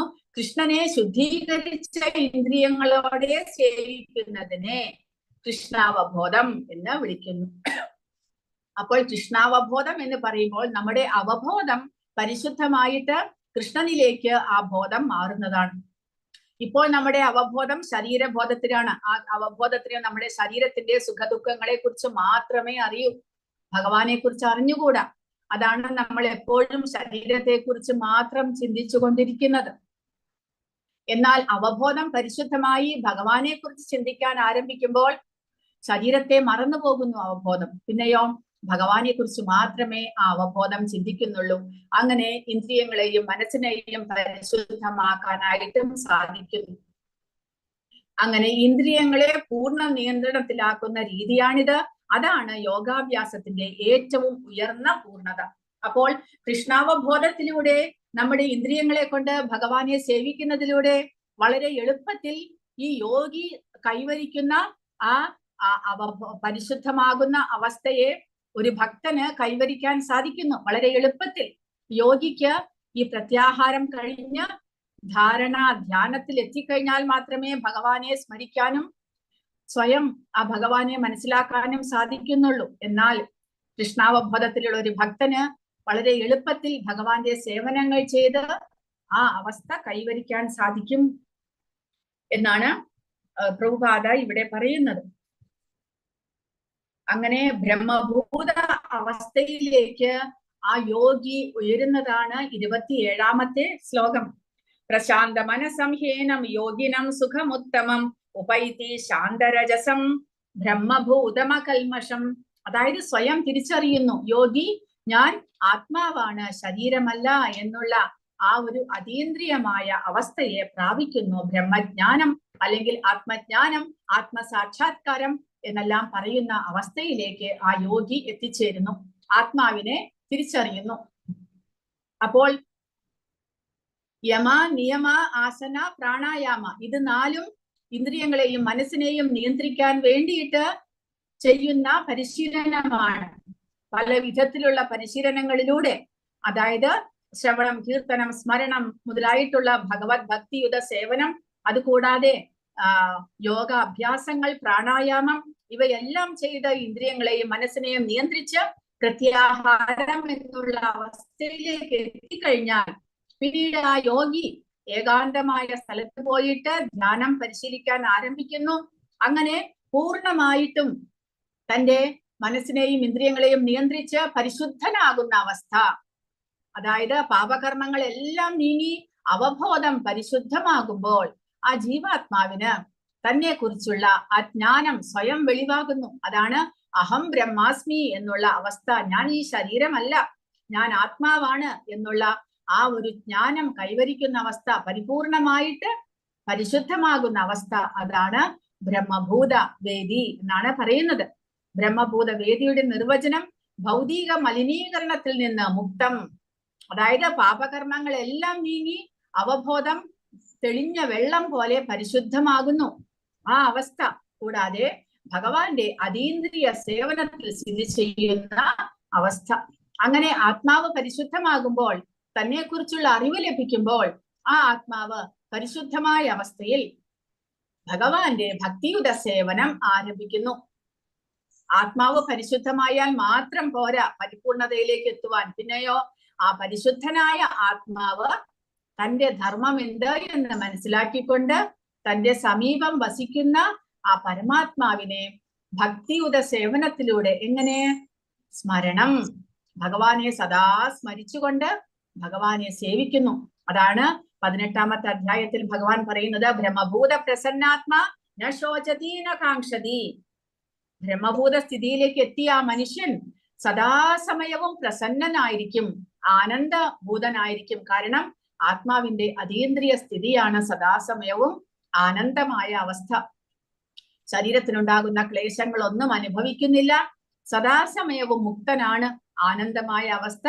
ന ശോചതി ന കാംക്ഷതി. ഒരു ദുഃഖമോ സുഖമോ അതെല്ലാം ഭൗതികമാണ്, അതൊന്നും തന്നെ ആത്മാവിനെ അലട്ടുന്നില്ല. പിന്നെയോ സമസർവേഷു ഭൂതേഷു, എല്ലാ ജീവജാലങ്ങളും ഭഗവത് അംശമായിട്ട് ജീവാത്മാക്കളായിട്ട് കണ്ട് ശരീരബോധത്തിൽ നിന്ന് മുക്തനായി എല്ലാവരെയും ജീവാത്മാക്കളായിട്ട് കാണാനും എല്ലാവരെയും ഒരുപോലെ സമതുലിതാവസ്ഥയോടെ കാണാനും സാധിക്കുന്ന ആ അവസ്ഥയിൽ മദ്ഭക്തിം ലഭതേ പരാം, എന്റെ ഭക്തി, ഭഗവാനെ മനസ്സിലാക്കി ഭഗവാന്റെ ഭക്തിയുത സേവനം ആ യോഗി ആരംഭിക്കുകയാണ്. അതീന്ദ്രിയമായ അവസ്ഥയിലുള്ള ഭക്തിയുത സേവനം, നമ്മളിപ്പോൾ ചെയ്യുന്ന ഭൗതികമായിട്ടുള്ള ഭക്തിയുത സേവനമല്ല, അതീന്ദ്രിയമായ അവസ്ഥയിലുള്ള ഭക്തിയുത സേവനം ആരംഭിക്കുന്നു. ആ അവസ്ഥയിൽ ആ യോഗി ശാന്തനാണ്, പ്രശാന്ത മനസ്സം. എപ്പോഴും മനസ്സ് ശാന്തമായിരിക്കും. ശാന്തരജസം, പരമമായ ആനന്ദം അനുഭവിക്കുന്നു. പാപത്തിൽ നിന്ന് മുക്തനാകുന്നു. അകൽമഷം, കൂടാതെ ബ്രഹ്മവുമായുള്ള, അതായത് ഭഗവാനും താനും തമ്മിൽ യാതൊരു വ്യത്യാസവുമില്ല. എങ്ങനെ? ഗുണത്തിൽ. ഭഗവാനുള്ള എല്ലാ ഗുണങ്ങളും തന്നിലുമുണ്ട്, ഭഗവത് അംശമായ ആ യാഥാർത്ഥ്യം ആ ജീവാത്മാവ് അല്ലെങ്കിൽ ആ മനുഷ്യൻ തിരിച്ചറിയുന്നു. ആ ബ്രാഹ്മണ ഗുണത്തിൽ എങ്ങനെ ഉറച്ചു നിൽക്കാം? ഭഗവാന്റെ പാദ കമലത്തിൽ മനസ്സ് ഉറപ്പിച്ചുകൊണ്ട് എല്ലായ്പ്പോഴും അതീന്ദ്രിയ സ്നേഹ സേവനത്തിൽ ഏർപ്പെടുന്നതിന്റെ രണ്ട് നേട്ടങ്ങൾ: കാമക്രോധാദിജന്യമായ രീതികളിൽ നിന്ന് വസ്തുതാപരമായി മോചനം നൽകുക, എല്ലാ ഭൗതിക മലിനീകരണത്തിൽ നിന്നും സ്വാതന്ത്ര്യം ലഭിക്കുന്നു. അങ്ങനെ ആനന്ദമയമായ, എപ്പോഴും അതീന്ദ്രിയമായ ആനന്ദത്തിൽ ഉറച്ചു നിൽക്കുവാനായിട്ട് ആ യോഗിക്ക് സാധിക്കുന്നു. അതോടെ അവസാനിക്കുന്നില്ല. അപ്പോൾ ഭക്തിയുടെ സേവനം ആരംഭിക്കുകയാണ് ചെയ്യുന്നത് യോഗി. തന്നെ മാത്രമേ യോഗി റിയലൈസ് ചെയ്തിട്ടുള്ളൂ, ആത്മജ്ഞാനം മാത്രമേ ലഭിച്ചിട്ടുള്ളൂ. ആ ആത്മജ്ഞാനത്തിൽ ഇരുന്നു കൊണ്ട് ഇനി ആ അതീന്ദ്രിയനായ ഭഗവാനെ സേവിക്കണം. എങ്ങനെ? ഭഗവാനെ സദാസമയവും മനസ്സിൽ സ്മരിക്കുവാൻ സാധിക്കണം. അതിനു വേണ്ടിയിട്ട് ധ്യാനം ആരംഭിക്കുകയാണ്. ആ ഭഗവാന്റെ ഏതു രൂപമാണോ ആ ഭക്തന്, ആ യോഗിക്ക് ഇഷ്ടമായിട്ടുള്ളത്, ആ രൂപത്തെ സദാസമയവും മനസ്സിൽ സ്മരിക്കാനായിട്ട് ആയിരുന്നു. യുഞ്ജന്നേവം സദാത്മാനം യോഗി വിഗത കൽമഷഃ സുഖേന ബ്രഹ്മ സംസ്പർശം അത്യന്തം സുഖമശ്നുതേ. ബ്രഹ്മസംസ്പർശം. അങ്ങനെ കണ്ടിന്യൂസ് ആയിട്ട് ഭഗവാന്റെ ഭക്തിയുത സേവനങ്ങൾ ചെയ്ത് ആ യോഗി ബ്രഹ്മഭൂത എന്നുള്ള അവസ്ഥയിൽ നിന്ന് ബ്രഹ്മസംസ്പർശം എന്നുള്ള അവസ്ഥയിലേക്ക് എത്തുന്നു. അതാണ് പരമാത്മാവുമായിട്ട് നിരന്തരം സമ്പർക്കം പുലർത്താൻ സാധിക്കുന്ന അവസ്ഥ. അപ്പോൾ ആദ്യത്തെ അവസ്ഥ സ്വയം ആത്മജ്ഞാനം, ഞാൻ ആത്മാവാണ് എന്നറിയുന്നതാണ്. ഞാൻ ആത്മാവാണ് എന്നുള്ള ആ തിരിച്ചറിവിലൂടെ ആ യോഗി പിന്നീട് എന്ത് ചെയ്യണം? പരമാത്മാവിനെ സേവിക്കാൻ ആരംഭിക്കണം. പരമാത്മാവിനെ സദാസമയവും മനസ്സിൽ ധ്യാനിച്ച് ധ്യാനിച്ച് സാക്ഷാത്കരിക്കുന്ന അവസ്ഥയാണ് ബ്രഹ്മസംസ്പർശ വേദി. സ്വയം സാക്ഷാത്കാരം എന്ന് പറയുമ്പോൾ ബ്രഹ്മഭൂതാവസ്ഥ എന്നുള്ളത് പരമപുരുഷനോട് ബന്ധപ്പെട്ട തന്റെ മൂലസ്വരൂപം അറിയുന്നതാണ്. സാരൂപ്യമുക്തി, അതായത് പരമപുരുഷന്റെ വിഭിന്നാംശമാണ് ജീവാത്മാവ് എന്ന് തിരിച്ചറിയുന്നു. പിന്നെയോ ജീവാത്മാവിന്റെ യഥാർത്ഥ സ്ഥാനം ഭഗവാന്റെ അതീന്ദ്രിയമായ ഭക്തിയുത സേവനം സേവിക്കുക, ഭഗവാന് നൽകുക എന്നതാണ് എന്നറിയുന്നു. അത് കഴിഞ്ഞ് അങ്ങനെ ഭഗവാന്റെ ഭക്തിയുത സേവനങ്ങൾ ചെയ്ത് ആ പരമാത്മാവുമായുള്ള ഈ അതീന്ദ്രിയ സമ്പർക്കത്തെ ബ്രഹ്മസംസ്പർശം എന്ന് വിളിക്കുന്നു. ആ അവസ്ഥയിലേക്ക് പരമാത്മാവുമായിട്ട് സമ്പർക്കം ചെലുത്തുവാൻ, സമ്പർക്കം ചെയ്യുവാൻ ആ ജീവാത്മാവിന് സാധിക്കുന്ന അവസ്ഥ ബ്രഹ്മ സംസ്പർശം. അപ്പോൾ ബ്രഹ്മഭൂതം എന്നുള്ള അവസ്ഥ സ്വയം തിരിച്ചറിയലാണ്. ഞാൻ ആരാണ് എന്ന് തിരിച്ചറിയുന്നു. അഹം ബ്രഹ്മാസ്മി എന്ന് തിരിച്ചറിയുന്ന അവസ്ഥയാണ് ബ്രഹ്മഭൂത സ്റ്റേജ്.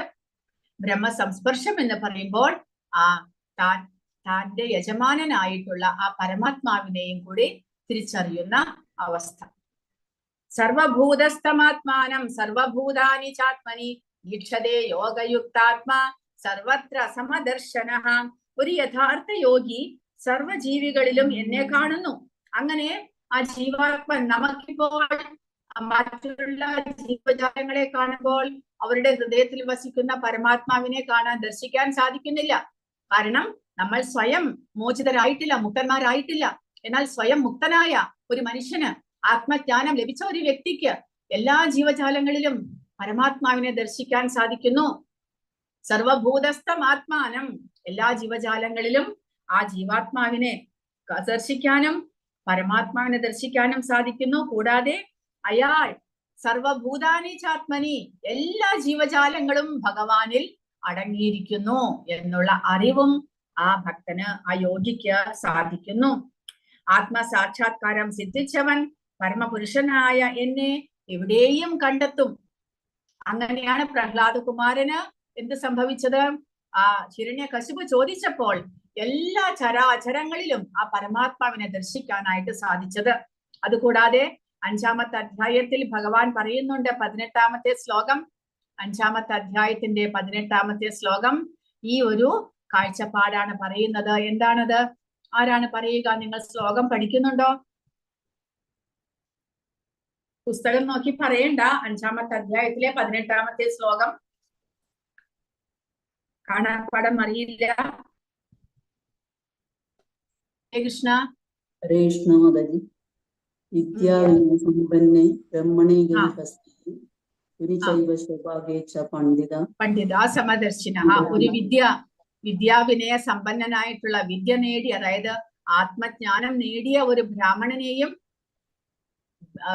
ബ്രാഹ്മണേ ഗവിഹസ്തിനെ ഒരു പശുവിനെയും, പിന്നെ ഒരു നായയെയും, നായ്മാംസം തിന്നുന്നവനെയും, എല്ലാം ഒരു ആനയെയും, എല്ലാത്തിനെയും, അതായത് സത്വരജസ് തമോ ഗുണങ്ങൾ അടങ്ങിയിട്ടുള്ള എല്ലാ ജീവജാലങ്ങളെയും ഒരേപോലെ കാണുവാൻ സാധിക്കുക.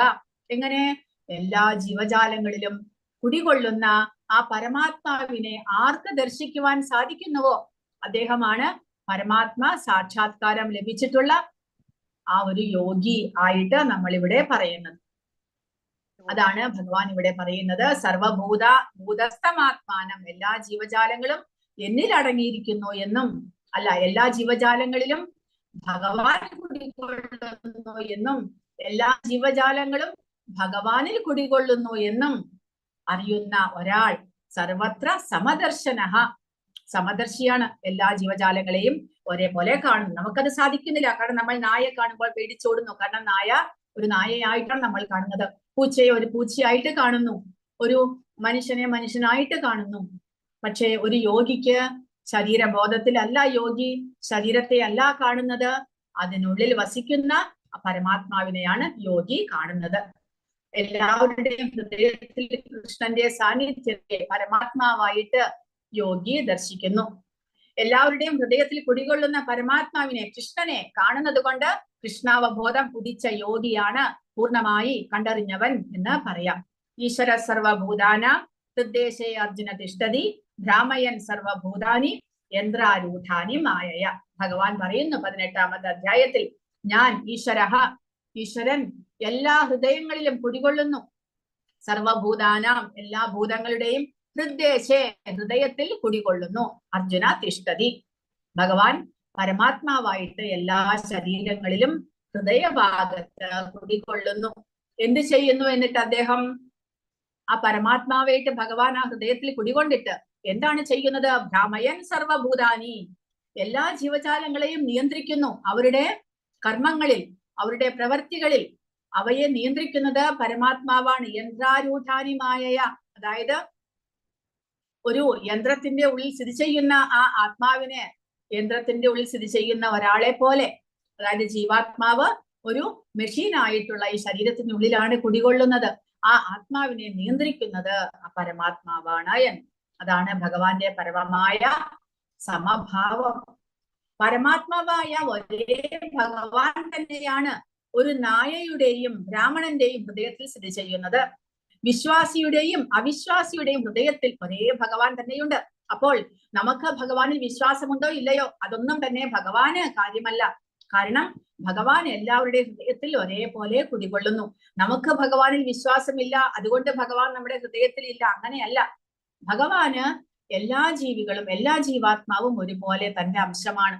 അതുകൊണ്ട് ഭഗവാൻ, നമ്മൾ അദ്ദേഹത്തെ വിശ്വസിച്ചാലും ഇല്ലെങ്കിലും, ആ ജീവാത്മാവിനെ സഹായിക്കാനായിട്ട് പരമാത്മാവായിട്ട് അദ്ദേഹം എല്ലാവരുടെയും ഹൃദയത്തിൽ കുടികൊള്ളുന്നു. ഭഗവാന്റെ സമഭാവം വിശദീകരിക്കാനുള്ള സാമ്യം, എല്ലാത്തരം കുട്ടികളോടും അമ്മ സമഭാവം പുലർത്തുന്നത് പോലെ പരമപിതാവായിട്ടുള്ള, അല്ലെങ്കിൽ ആ ഭഗവാൻ എല്ലാ ജീവജാലങ്ങളോടും സമഭാവം പുലർത്തുന്നു. ഭഗവാൻ ശാശ്വതമായി ഇന്ദ്രിയാതീതനാണ്. ഒരു നായയുടെയോ ബ്രാഹ്മണന്റെയോ ഹൃദയത്തിൽ വാഴുമ്പോഴും ഭൗതികത അദ്ദേഹത്തെ, പരമാത്മാവിനെ ബാധിക്കപ്പെടുന്നില്ല. അപ്പോൾ ജീവാത്മാവ് ഏത് ശരീരത്തിൽ വാഴുന്നുവോ ആ ശരീരത്തിന്റെ സ്വഭാവത്തെ ജീവാത്മാവ് താദാത്മ്യം പ്രാപിക്കുന്നു. പക്ഷെ ഭഗവാൻ അങ്ങനെയല്ല. കാരണം ഭഗവാൻ ഏത് ശരീരത്തിൽ വസിച്ചാലും ഭഗവാൻ തന്റെ അതീന്ദ്രിയ സ്വഭാവത്തെ കളഞ്ഞു കുളിക്കുന്നില്ല. അദ്ദേഹം ഏത് ലോകത്ത് എപ്പോൾ അവതരിച്ചാലും തന്റെ സ്വന്തം പ്രകൃതിയിൽ, തന്റെ സ്വന്തം സ്വരൂപത്തിൽ, അതീന്ദ്രിയമായ രൂപത്തിലാണ് അദ്ദേഹം അവതരിക്കുന്നത്. അതുകൊണ്ട് അദ്ദേഹത്തിന് ഭൗതികമായ ഒരു കൽമഷവും അദ്ദേഹത്തെ ബാധിക്കുന്നില്ല. കൂടാതെ പ്രകൃതി അല്ലെങ്കിൽ ഭൗതികത അദ്ദേഹത്തിന്റെ ശക്തിയാണ്, ഭഗവാന്റെ നിയന്ത്രണത്തിലാണ്. അതുകൊണ്ടും ഈ പ്രകൃതി ഭഗവാനെ ബാധിക്കുന്നില്ല എന്ന് ഇവിടെ പറയുന്നു. പരമാത്മാവ് എപ്പോഴും അതീന്ദ്രിയ സ്വഭാവത്തിൽ വർത്തിക്കുന്നു.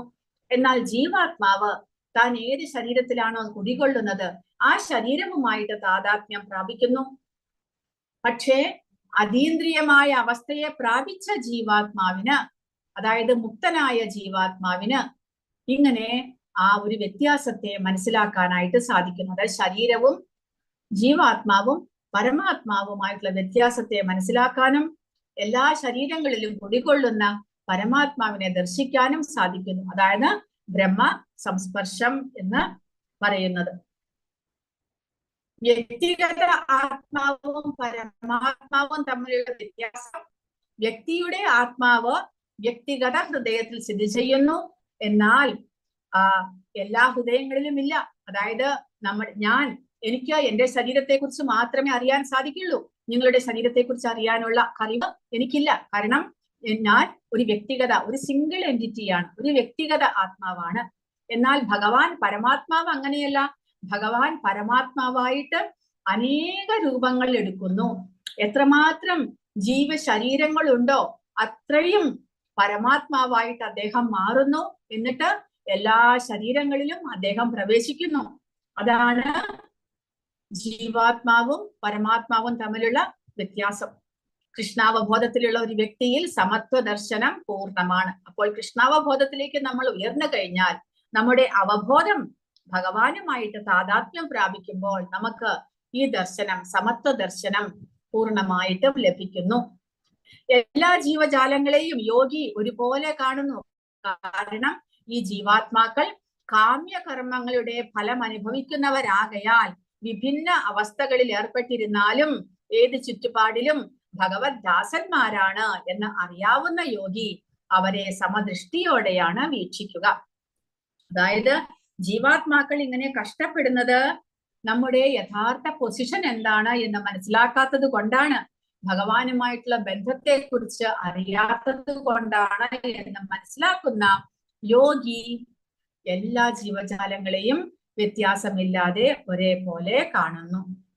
ഭൗതിക ശക്തിക്ക് അധീനനാകുമ്പോൾ ജീവാത്മാവ് ഇന്ദ്രിയങ്ങളെ സേവിക്കുന്നു. എപ്പോഴാണോ ശരീരത്തിന് അടിമപ്പെട്ട് നമ്മൾ ജീവിക്കുന്നത്, അല്ലെങ്കിൽ ശരീരബോധത്തിൽ നമ്മൾ ജീവിക്കുന്നത്, അപ്പോൾ നമ്മൾ ഇന്ദ്രിയങ്ങൾ എന്തു പറയുന്നോ അതനുസരിച്ച് നമ്മൾ ജീവിക്കുന്നു. ഇപ്പോൾ ഉറങ്ങണമെന്ന് ഇന്ദ്രിയങ്ങൾക്ക് തോന്നുമ്പോൾ നമ്മൾ പോയി ഉറങ്ങുന്നു. എന്നാൽ ഒരു യോഗിയാണെങ്കിലോ, യോഗിക്ക് എല്ലാത്തിനെയും നിയന്ത്രിക്കാനായിട്ട് സാധിക്കുന്നു. ഇപ്പോൾ ഉറങ്ങണമെന്ന് ഇന്ദ്രിയങ്ങൾക്ക് തോന്നിയാൽ യോഗി പോയി ഉറങ്ങുകയില്ല. കാരണം ഇപ്പോൾ എനിക്ക് ഭഗവാന്റെ ആ ധ്യാനത്തിലുള്ള സമയമാണ് എന്ന് പറഞ്ഞുകൊണ്ട് യോഗി ധ്യാനത്തിലേക്ക് പോകുന്നു. അപ്പോൾ ഇന്ദ്രിയങ്ങളെ സ്വയം നിയന്ത്രിക്കാൻ സാധിക്കുന്നയാളാണ് യോഗി എന്ന് ഭഗവാൻ 2-ാമത്തെ അധ്യായത്തിലും പറഞ്ഞിട്ടുണ്ട്. അങ്ങനെ ആത്മീയ അല്ലെങ്കിൽ ആന്തരിക ശക്തിയിൽ അധിവസിക്കുന്ന സർവേശ്വരനെ നേരിട്ട് സേവിക്കുന്നു. അങ്ങനെ ആത്മീയ ശക്തി കൊണ്ട് ആ യോഗി സ്വയം ആത്മജ്ഞാനം നേടിയെടുത്ത് പിന്നീട് ആ ശക്തിയിൽ ആ പരമാത്മാവിനെ സേവിക്കുകയാണ് ചെയ്യുന്നത്. അത്തരമൊരു സമദർശിത്വം ഉണ്ടായിരിക്കുന്നതിന്റെ പ്രയോജനം എന്താണ്? ഒരാൾക്ക് ഒരിക്കലും പരമാത്മാവിന്റെ സമദർശിത്വം നഷ്ടപ്പെടുന്നില്ല, ഒരിക്കലും യോഗയുടെ പാതയിൽ നിന്ന് വീഴുന്നില്ല. അങ്ങനെ ഒരു അവസ്ഥയിലേക്ക് ഉയർന്നു കഴിഞ്ഞാൽ പിന്നീട് തിരിച്ചു വരേണ്ട ആ യോഗി ഒരിക്കലും ഭൗതികതയിലേക്ക് വീഴ്ന്നു പോകുന്നില്ല. പരമാത്മ സാക്ഷാത്കാരം ലഭിച്ചു കഴിഞ്ഞാൽ സ്വയം പിന്നീട് ആ യോഗി ഒരിക്കലും ഭൗതികതയിലേക്ക് വീഴുന്നില്ല. കാരണം ആ ഭഗവാനുമായിട്ട് ബന്ധപ്പെട്ട് കഴിഞ്ഞു. തന്റെ ആ ഭൗതികതയിൽ നിന്നുള്ള മോചനം സാധ്യമായിരിക്കുന്നു. ഇനി ആ 3 ഗുണങ്ങൾക്ക്, ത്രിഗുണങ്ങൾക്ക് ആ ശരീരത്തെ ഒന്നും തന്നെ ചെയ്യാനായിട്ട് സാധ്യമല്ല. യോമാം പശ്യതി സർവത്ര സർവം ച മയി പശ്യതി തസ്യാഹം ന പ്രണശ്യാമി സച മേന പ്രണശ്യതി. അങ്ങനെയുള്ള അവസ്ഥയിൽ ആ യോഗി ഒരിക്കലും അധപതിക്കുന്നില്ല. കാരണം എന്താണ്? എവിടെയും ഞാൻ കുടികൊള്ളുന്നതായും എല്ലാം എന്നിൽ അടങ്ങുന്നതായും കാണുന്നവന് ഞാൻ ഒരിക്കലും നഷ്ടപ്പെടുകയില്ല, എനിക്ക് അവനും നഷ്ടപ്പെടുകയില്ല. അത് ഭഗവാന്റെ ഉറപ്പാണ്. അപ്പോൾ ഭഗവാനെ സാക്ഷാത്കരിച്ചു കഴിഞ്ഞാൽ, ആത്മജ്ഞാനം നേടി പരമാത്മജ്ഞാനത്തിലേക്ക് ഉയർന്നു കഴിഞ്ഞാൽ, ഭഗവാനുമായിട്ട് സമദർശിത്വം വന്നു കഴിഞ്ഞാൽ പിന്നീട് ആ ഭഗവാനെ എല്ലാ ചരചരങ്ങളിലും കാണുവാൻ സാധിച്ചു കഴിഞ്ഞാൽ ആ യോഗി പിന്നീട് ഒരിക്കലും ഭഗവാനുമായിട്ടുള്ള ബന്ധത്തെ വിട്ടുപോകുന്നില്ല. സദാസമയവും ഭഗവാനുമായിട്ട് ബന്ധപ്പെട്ടിരിക്കുവാൻ ആ യോഗിക്ക് സാധിക്കുന്നു. അങ്ങനെ ആ യോഗി ഒരു ശുദ്ധ ഭക്തനായിട്ട് മാറുകയാണ്. കാരണം ആ യോഗി പിന്നീട് ആ പരമാത്മാവിനെ സദാസമയവും തന്റെ ഹൃദയത്തിൽ ദർശിച്ചുകൊണ്ട് അദ്ദേഹത്തെ ആ സ്മരണ എന്നുള്ള സേവനത്തിലൂടെ സേവിക്കുന്നു. ശ്രവണം, കീർത്തനം, സ്മരണം, ആ മൂന്നാമത്തെ സേവ. ഭഗവാനെ സദാസമയവും സ്മരിച്ചുകൊണ്ട് ആ യോഗി ഭഗവാനെ സേവിച്ചു കൊണ്ടിരിക്കുകയാണ്. അങ്ങനെ ഭക്തനായിട്ട് മാറുന്നു യോഗി. കൃഷ്ണാവബോധമുള്ള ഒരു വ്യക്തി എങ്ങനെയാണ് ഒരു തികഞ്ഞ യോഗയുടെ കാഴ്ചപ്പാട് നിറവേറ്റുന്നത്? കൃഷ്ണാവബോധമുള്ള ഒരാൾ തീർച്ചയായും ഭഗവാൻ കൃഷ്ണനെ എല്ലായിടത്തും കാണുന്നു. അവൻ എല്ലാം കൃഷ്ണനിൽ കാണുന്നു. കൃഷ്ണാവബോധത്തിന്റെ അടിസ്ഥാന തത്വം കൃഷ്ണനെ കൂടാതെ ഒന്നും നിലനിൽക്കില്ല എന്നുള്ളതാണ്. കൃഷ്ണനാണ് എല്ലാറ്റിന്റെയും നാഥൻ എന്ന് മനസ്സിലാക്കുന്നു. കൃഷ്ണാവബോധം കൃഷ്ണനോടുള്ള കൃഷ്ണനിൽ പ്രേമം വളർത്തിയെടുക്കലാണ്. അതാണ് നമ്മൾ ഭക്തിയുടെ സേവനത്തിലൂടെ ചെയ്യുന്നത്. നമ്മൾ ഭഗവാനെ കുറിച്ച് നിരന്തരം കേൾക്കുന്നു, ശ്രവണം, ഭഗവാനെ നിരന്തരം നാമജപം ചെയ്യുന്നു, കീർത്തനങ്ങൾ ചെയ്യുന്നു, ഭഗവാനെ സ്മരിച്ചുകൊണ്ട് ഭഗവാന്റെ സേവനങ്ങൾ ചെയ്യുന്നു, ഭഗവാനെ ഭക്ഷണം നിവേദിക്കുന്നു, അത് പ്രസാദമായിട്ട് ഭക്ഷിക്കുന്നു. അങ്ങനെ ഭഗവാന്റെ പല വിധത്തിലുള്ള സേവനങ്ങൾ പ്രേമഭക്തിയോടുകൂടിയാണ് നമ്മൾ ചെയ്യുന്നത്.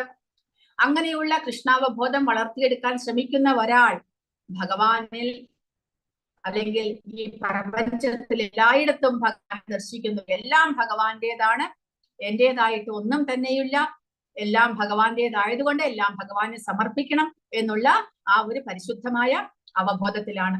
അതുകൊണ്ട് അദ്ദേഹത്തിന് കൃഷ്ണൻ ഒരിക്കലും നഷ്ടപ്പെടുന്നില്ല. പക്ഷെ ഒരു അഷ്ടാംഗ യോഗി അനേകം സ്റ്റെപ്പുകൾ കഴിഞ്ഞ് ക്രമേണ പടിപടിയായി ഉയർന്ന് ആ ആത്മസാക്ഷാത്കാരം, പരമാത്മ സാക്ഷാത്കാരം എന്നുള്ള അവസ്ഥയിലേക്ക് പടിപടിയായിട്ട് ഉയരണം.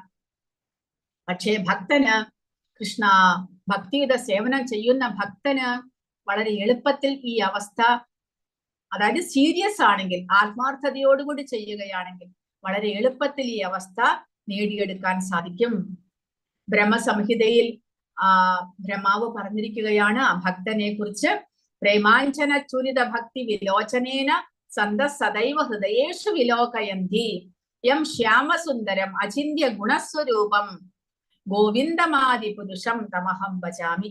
പ്രേമാഞ്ചന ചൂരിത ഭക്തി വിലോചനേന, നമ്മുടെ കണ്ണിൽ, അതായത് ഒരു ഭക്തൻ തന്റെ കണ്ണിൽ പ്രേമാഞ്ചനം എഴുതിയിരിക്കുന്നു. അതായത് ആ ഭക്തന്റെ കണ്ണിൽ എപ്പോഴും ഭഗവാനോടുള്ള പ്രേമം ദർശിക്കാൻ സാധിക്കും.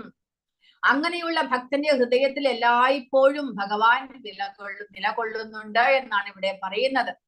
സന്തഹ, അങ്ങനെയുള്ള സന്തന്മാരുടെ, അതായത് ഭക്തന്മാരുടെ ഹൃദയത്തിൽ, സന്ത സദൈവ എല്ലായ്പ്പോഴും, ഹൃദയേഷു ഹൃദയത്തിൽ, വിലോകയന്തി നിലകൊള്ളുന്നു ഭഗവാൻ. ആര് നിലകൊള്ളുന്നു?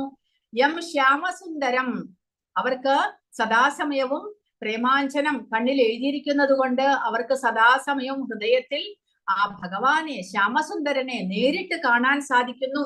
അചിന്യ ഗുണസ്വരൂപം, അചിന്യനായിട്ടുള്ള, സാധാരണക്കാർക്ക് ചിന്തിക്കാൻ പോലും സാധിക്കാത്ത ആ ശ്യാമസുന്ദര രൂപം ഭക്തന്മാർക്ക് സദാസമയവും ദർശിക്കാൻ സാധിക്കുന്നു. എങ്ങനെ? കൃഷ്ണപ്രേമം വളർത്തിയെടുത്തത് കൊണ്ട്. അപ്പോൾ ഭക്തന്റെ ചുമതല അല്ലെങ്കിൽ കടമ എന്താണ്? കൃഷ്ണപ്രേമം വളർത്തിയെടുക്കുക. അതിനു വേണ്ടിയിട്ടാണ് ഭക്തിയുത സേവനം നിരന്തരം ചെയ്യുന്നത്. ഭൗതിക വിമോചനത്തിന് പോലും അതീതമായ സ്ഥാനമാണത്. അതായത് മുക്തിയെ മറികടക്കുന്നു എന്ന് ഭക്തിരസാമൃത സിന്ധുവിൽ രൂപ ഗോസ്വാമി പറയുന്നു. ഭക്തി എന്നുള്ളത് മുക്തിയെ പോലും മറികടക്കുന്നതാണ്. അതായത് ഭൗതികതയിൽ നിന്നുള്ള മോചനത്തെ പോലും ഭക്തന്മാർ ആഗ്രഹിക്കുന്നില്ല. അവരെന്താണ് ആഗ്രഹിക്കുന്നത്? സദാസമയവും ഭഗവാനെ പ്രേമഭക്തിയോടുകൂടി സേവിക്കുക എന്ന് മാത്രം. ഭഗവാനും ഭക്തനും തമ്മിൽ അടുത്ത ബന്ധമുണ്ട്. ആ ഘട്ടത്തിൽ ജീവാത്മാവിനെ ഒരിക്കലും നശിപ്പിക്കാനാവില്ല. ഭഗവത് ദർശനം ഒരിക്കലും ഭക്തന്റെ ദൃഷ്ടിയിൽ നിന്ന് അപ്രത്യക്ഷം ആകുന്നില്ല. അങ്ങനെ യോഗി ഒരു ശുദ്ധ ഭക്തനിലേക്ക് തിരിയുകയാണ്. കൃഷ്ണനിൽ ലയിക്കുക ആത്മീയ വിനാശമാകുന്നു. അതായത് അതീന്ദ്രിയവാദികൾ, മായാവാദികൾ, അവർ ആഗ്രഹിക്കുന്നത് ഭഗവാനിൽ പോയി ലയിക്കണം, അങ്ങനെ സ്വന്തം വ്യക്തിത്വം ഇല്ലാതാക്കണം. പക്ഷെ അത് ആത്മാവിന്റെ നാശമാണ്. പക്ഷെ ഭക്തൻ അങ്ങനെ ചിന്തിക്കുന്നില്ല. ഞാൻ എപ്പോഴും ഒരു ആത്മാവായിട്ട്, വ്യക്തിഗത ആത്മാവായിട്ട് നിലനിൽക്കണം. എത്രമാത്രം ക്ലേശങ്ങൾ വന്നാലും ഏത് അവസ്ഥയിലും എനിക്ക് ഭഗവാനെ സേവിക്കണം എന്നുള്ള ചിന്തയാണ് ഭക്തനുള്ളത്. അതുകൊണ്ട് ഭക്തനാണ് ശ്രേഷ്ഠൻ എന്ന് പറയുന്നു. കൃഷ്ണാവബോധത്തിൽ ഭക്തന് കൃഷ്ണൻ എല്ലാമായി തീരുന്നു എന്ന അർത്ഥത്തിൽ ഭക്തൻ കൃഷ്ണനുമായി ഒന്നായി തീരുന്നു. ഭക്തൻ കൃഷ്ണനെ സ്നേഹിക്കുന്നതിൽ നിറഞ്ഞു നിൽക്കുന്നു. യോഗി ഒരു ശുദ്ധ ഭക്തനായി മാറുന്നതിനെയാണ് 30ാമത്തെ ശ്ലോകം സൂചിപ്പിക്കുന്നത്. തന്റെ ഉള്ളിലുള്ള ഭഗവാനെ കാണാതെ അവന് ഒരു നിമിഷം പോലും ജീവിക്കാൻ കഴിയില്ല. അപ്പോൾ ആ അവസ്ഥയിലായിരുന്നു നമ്മുടെ ധ്രുവകുമാരൻ 5 മാസം കൊണ്ട് ഈ അവസ്ഥയെ പ്രാപിച്ചു. ആദ്യം ആത്മജ്ഞാനം നേടി, പിന്നീട് പരമാത്മ ദർശനം. സദാസമയവും ഭഗവാനെ കണ്ടുകൊണ്ട് നിൽക്കുവാൻ, ആ ഭഗവാനെ സ്മരിച്ചുകൊണ്ട് ആ ധ്രുവകുമാരൻ നിൽക്കുന്ന അവസ്ഥയിൽ 3 ലോകങ്ങളും, കാരണം ആ ധ്രുവകുമാരന്റെ ഹൃദയത്തിൽ ഭഗവാൻ പ്രത്യക്ഷപ്പെട്ടിരിക്കുന്നു. ഭക്തൻ, അതായത് ധ്രുവകുമാരൻ ഭഗവാനെ സദാസമയവും ദർശിക്കുകയാണ്. ആ അവസ്ഥയിൽ പരമാത്മാവ്, 3 ലോകങ്ങളുടെയും ഉടമസ്ഥനായിട്ടുള്ള പരമാത്മാവ് ധ്രുവകുമാരന്റെ ഹൃദയത്തിൽ പ്രത്യക്ഷപ്പെട്ടപ്പോൾ എന്ത് സംഭവിച്ചു? ആ 3 ലോകങ്ങളുടെയും ഭാരം അവിടെ ഒരുമിച്ച് ഉണ്ടാകുന്നു. 3 ലോകങ്ങളും സ്തംഭിച്ചു പോയി. ആ അവസ്ഥയിലാണ് ഭഗവാന്റെ ധ്രുവന്റെ മുന്നിൽ പ്രത്യക്ഷപ്പെടുന്നത്. ഒരു നിമിഷം ധ്രുവകുമാരന് താൻ കണ്ടുകൊണ്ടിരുന്ന ഭഗവാൻ തന്റെ ഹൃദയത്തിൽ നിന്ന് അപ്രത്യക്ഷനായി എന്ന് മനസ്സിലായി. കാരണം ധ്രുവകുമാരന് തന്റെ ഹൃദയത്തിൽ ഭഗവാനെ കാണാൻ സാധിക്കുന്നില്ല. ഉടനടി അദ്ദേഹം കണ്ണു തുറന്നു നോക്കുമ്പോൾ ആ ഭഗവാൻ സ്വയം തന്റെ മുന്നിൽ നിൽക്കുന്നതായിട്ട് കാണുന്നു. അങ്ങനെ കാരണം ആ ഭഗവാനെ കാണാതായപ്പോൾ പരിഭ്രമമായി ധ്രുവന്. അതുകൊണ്ട് അദ്ദേഹം കണ്ണു തുറന്നു നോക്കുന്നു. അപ്പോൾ അങ്ങനെയാണ് ആ യോഗിക്ക് ഭഗവാന്റെ ദർശനം സാധ്യമായാൽ പിന്നീട് ഒരു നിമിഷം പോലും ഭഗവാനെ കാണാതിരിക്കാൻ സാധ്യമല്ല. ആ അവസ്ഥയാണ് സമാധി എന്ന് പറയുന്നത്. സർവഭൂതസ്ഥിതം യോ മാം ഭജത്യേകത്വമാസ്ഥിതഃ സർവഥാ വർത്തമാനോപി സയോഗി മയി വർത്തതേ. ഞാനും പരമാത്മാവും ഒന്ന് തന്നെ എന്നറിഞ്ഞുകൊണ്ട്, അതായത് ഭഗവാൻ കൃഷ്ണനാണ് ഈ കാര്യങ്ങളെല്ലാം അർജുനനെ ഉപദേശിക്കുന്നത്. അപ്പോൾ ഭഗവാൻ പറയുന്നു, ഞാനും, അതായത് കൃഷ്ണനും തന്റെ ഹൃദയത്തിൽ വസിക്കുന്ന പരമാത്മാവും ഒന്ന് തന്നെ എന്ന് മനസ്സിലാക്കിക്കൊണ്ട് ആരാധ്യനായ പരമാത്മാവിന്റെ സേവനത്തിൽ മുഴുകിയ യോഗി ഏത് സന്ദർഭത്തിലും എന്നിൽ തന്നെ ജീവിക്കുന്നു. സയോഗി മയി വർത്തതേ, എന്നിൽ വർത്തിക്കുന്നു. അതായത്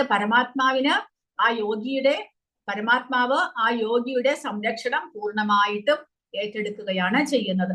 കാരണം ആ യോഗി സദാസമയവും ഭഗവാനെ ധ്യാനിച്ചുകൊണ്ട് ഭഗവാനിൽ തന്നെ മുഴുകി ഇരിക്കുന്നത് കൊണ്ട് ആ ഭഗവാൻ ആ യോഗിയുടെ സംരക്ഷണം പൂർണ്ണമായിട്ടും ഏറ്റെടുക്കുന്നു. ആത്മൗപമ്യേന സർവത്ര സമം പശ്യതി യോർജുന സുഖം വാ ദുഃഖം സയോഗി പരമോ മതഃ. അല്ലയോ അർജുന, എല്ലാ ജീവികളെയും അവരുടെ സുഖത്തിലും ദുഃഖത്തിലും തന്നോട് സദൃശനായി കണ്ട് സമഭാവനയോടെ വർത്തിക്കുന്നവനാണ് ഉത്തമനായ യോഗി. അപ്പോൾ ഒരു യോഗി പരമാത്മാവിനെ എങ്ങനെ കാണുന്നു? പരമാത്മാവിനെ ധ്യാനിച്ച് ശീലിക്കുന്ന ഒരു യോഗിക്ക് കൃഷ്ണന്റെ പൂർണ്ണ അംശമായ ശംഖചക്ര ഗദാപത്മധാരിയായ ചതുർഭുജ വിഷ്ണുവിനെ സ്വഹൃദയത്തിൽ കാണാൻ കഴിയുന്നു. അപ്പോൾ പരമാത്മാവിന്റെ രൂപം ചതുർഭുജധാരിയായിട്ടുള്ള വിഷ്ണുവിന്റെ രൂപമാണ്. കാരണം പാൽക്കടലിൽ ശയിക്കുന്ന ആ വിഷ്ണുവാണ് പരമാത്മാവായിട്ട് എല്ലാ ഹൃദയങ്ങളിലും വസിക്കുന്നത്. അല്ലാതെ ദ്വിഭുജധാരിയായിട്ടുള്ള സാക്ഷാത് കൃഷ്ണനല്ല. കൃഷ്ണന്റെ ഒരംശം, സ്വാംശമായിട്ടുള്ള ആ വിഷ്ണു പരമാത്മാവായിട്ട് എല്ലാ ഹൃദയങ്ങളിലും വസിക്കുന്നു. അപ്പോൾ ആ യോഗിക്ക് പക്ഷേ അറിയാം, ഏത് ഭഗവാന്റെ തന്നെ അംശമാണ് ഈ ചതുർഭുജധാരിയായിട്ടുള്ള എന്റെ ഹൃദയത്തിൽ വസിക്കുന്ന ആ പരമാത്മാവ് എന്ന് ആ യോഗി മനസ്സിലാക്കുന്നു. എല്ലാവരുടെയും ഹൃദയത്തിൽ പരമാത്മാവായി സന്നിഹിതനായ കൃഷ്ണനിൽ നിന്ന് വിഷ്ണു വ്യത്യസ്തനല്ല എന്ന യോഗി അറിഞ്ഞിരിക്കണം. അപ്പോൾ ഭഗവാനും ആ ചതുർഭുജധാരിയായിട്ടുള്ള പരമാത്മാവായിട്ടുള്ള വിഷ്ണുവും തമ്മിൽ യാതൊരു വ്യത്യാസവുമില്ല എന്ന് യോഗി മനസ്സിലാക്കിയിരിക്കണം. ജീവാത്മാക്കളുടെ അസംഖ്യം ഹൃദയങ്ങളിൽ കാണപ്പെടുന്ന അസംഖ്യം പരമാത്മാവുകൾ തമ്മിൽ വ്യത്യാസമില്ല. അപ്പോൾ ഭഗവാനും പരമാത്മാവും തമ്മിൽ വ്യത്യാസമില്ല. അതുകൂടാതെ എല്ലാ ഹൃദയങ്ങളിലും എല്ലാ ശരീരങ്ങളിലും വസിക്കുന്ന പരമാത്മാക്കൾ തമ്മിലും വ്യത്യാസമില്ല. അതായത് ഒരേ ഭഗവാൻ തന്നെ അനേകം രൂപങ്ങൾ എടുത്തിരിക്കുകയാണ്. കൃഷ്ണന്റെ അതീന്ദ്രിയ സേവനത്തിൽ ഏർപ്പെട്ടിരിക്കുന്ന കൃഷ്ണാവബോധമുള്ള ഒരു വ്യക്തിയും പരമാത്മാവിനെ കുറിച്ചുള്ള ധ്യാനത്തിൽ മുഴുകിയിരിക്കുന്ന ഒരു തികഞ്ഞ യോഗിയും തമ്മിൽ വ്യത്യാസമില്ല. കാരണം രണ്ടുപേരും ഒരു യോഗിയാകട്ടെ, അതായത് പരിപൂർണത സിദ്ധിച്ച ഒരു യോഗിയും കൃഷ്ണാവബോധത്തിൽ ഭഗവാനെ സേവിക്കുന്ന ഒരു ഭക്തനും എന്താണ് ചെയ്യുന്നത്? ഭഗവാന്റെ സേവനങ്ങൾ തന്നെയാണ്. ഭഗവാനെ പൂർണ്ണമായിട്ട് മനസ്സിലാക്കി ഭഗവാന്റെ സേവനങ്ങൾ ചെയ്യുന്നു. അതുകൊണ്ട് രണ്ടു കൂട്ടരും തമ്മിൽ വ്യത്യാസമില്ല. കൃഷ്ണാവബോധത്തിലുള്ള യോഗി ഭൗതിക ലോകത്തിലെ വിവിധ പ്രവർത്തനങ്ങളിൽ ഏർപ്പെട്ടിരിക്കാമെങ്കിലും എപ്പോഴും കൃഷ്ണനിൽ തന്നെ സ്ഥിതി ചെയ്യുന്നു. അതിന് ഭക്തിരസാമൃത സിന്ധുവിൽ രൂപ ഗോസ്വാമി ഇതിന്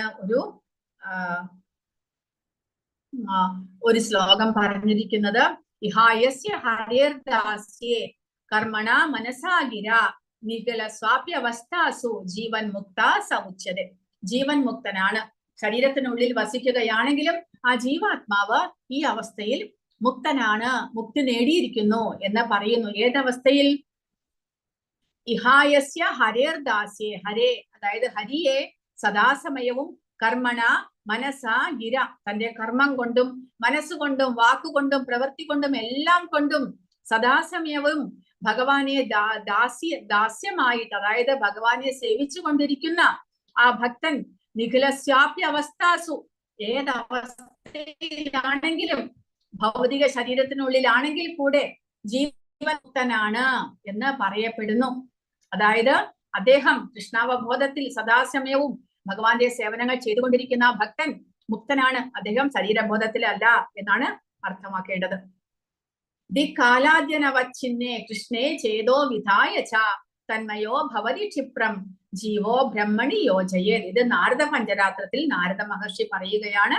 അതായത് സർവവ്യാപിയും കാലത്തിനും സ്ഥലത്തിനും അതീതനുമായ കൃഷ്ണന്റെ അതീന്ദ്രിയ രൂപത്തിൽ ശ്രദ്ധ കേന്ദ്രീകരിക്കുന്നതിലൂടെ ഒരാൾ കൃഷ്ണനെ കുറിച്ച് ചിന്തിക്കുന്നതിൽ മുഴുകുകയും തുടർന്ന് അവനുമായുള്ള അതീന്ദ്രിയമായ സഹവാസത്തിന്റെ സന്തോഷകരമായ അവസ്ഥ കൈവരിക്കുകയും ചെയ്യുന്നു. അതായത് ഭഗവാൻ സർവവ്യാപിയാണ്, എല്ലാ ദിക്കിലും വ്യാപിച്ചിരിക്കുന്നു അദ്ദേഹത്തിന്റെ ശക്തി. കൂടാതെ കാലത്തിനും സ്ഥലത്തിനും അതീതനുമാണ്. അദ്ദേഹത്തിന് ഈ ഭൗതികമായ ഒന്നും തന്നെ ബാധകമല്ല. അദ്ദേഹം അതിനെല്ലാം അധികരിച്ചിരിക്കുന്നു. നമ്മളെ പോലെ ക്ഷയിക്കുന്ന ശരീരമോ പുനർജന്മമോ ഒന്നും തന്നെ അദ്ദേഹത്തിനില്ല. അപ്പോൾ കാലം അദ്ദേഹത്തിന്റെ അധീനത്തിലാണ്, സ്ഥലം അദ്ദേഹത്തിന്റെ അധീനത്തിലാണ്.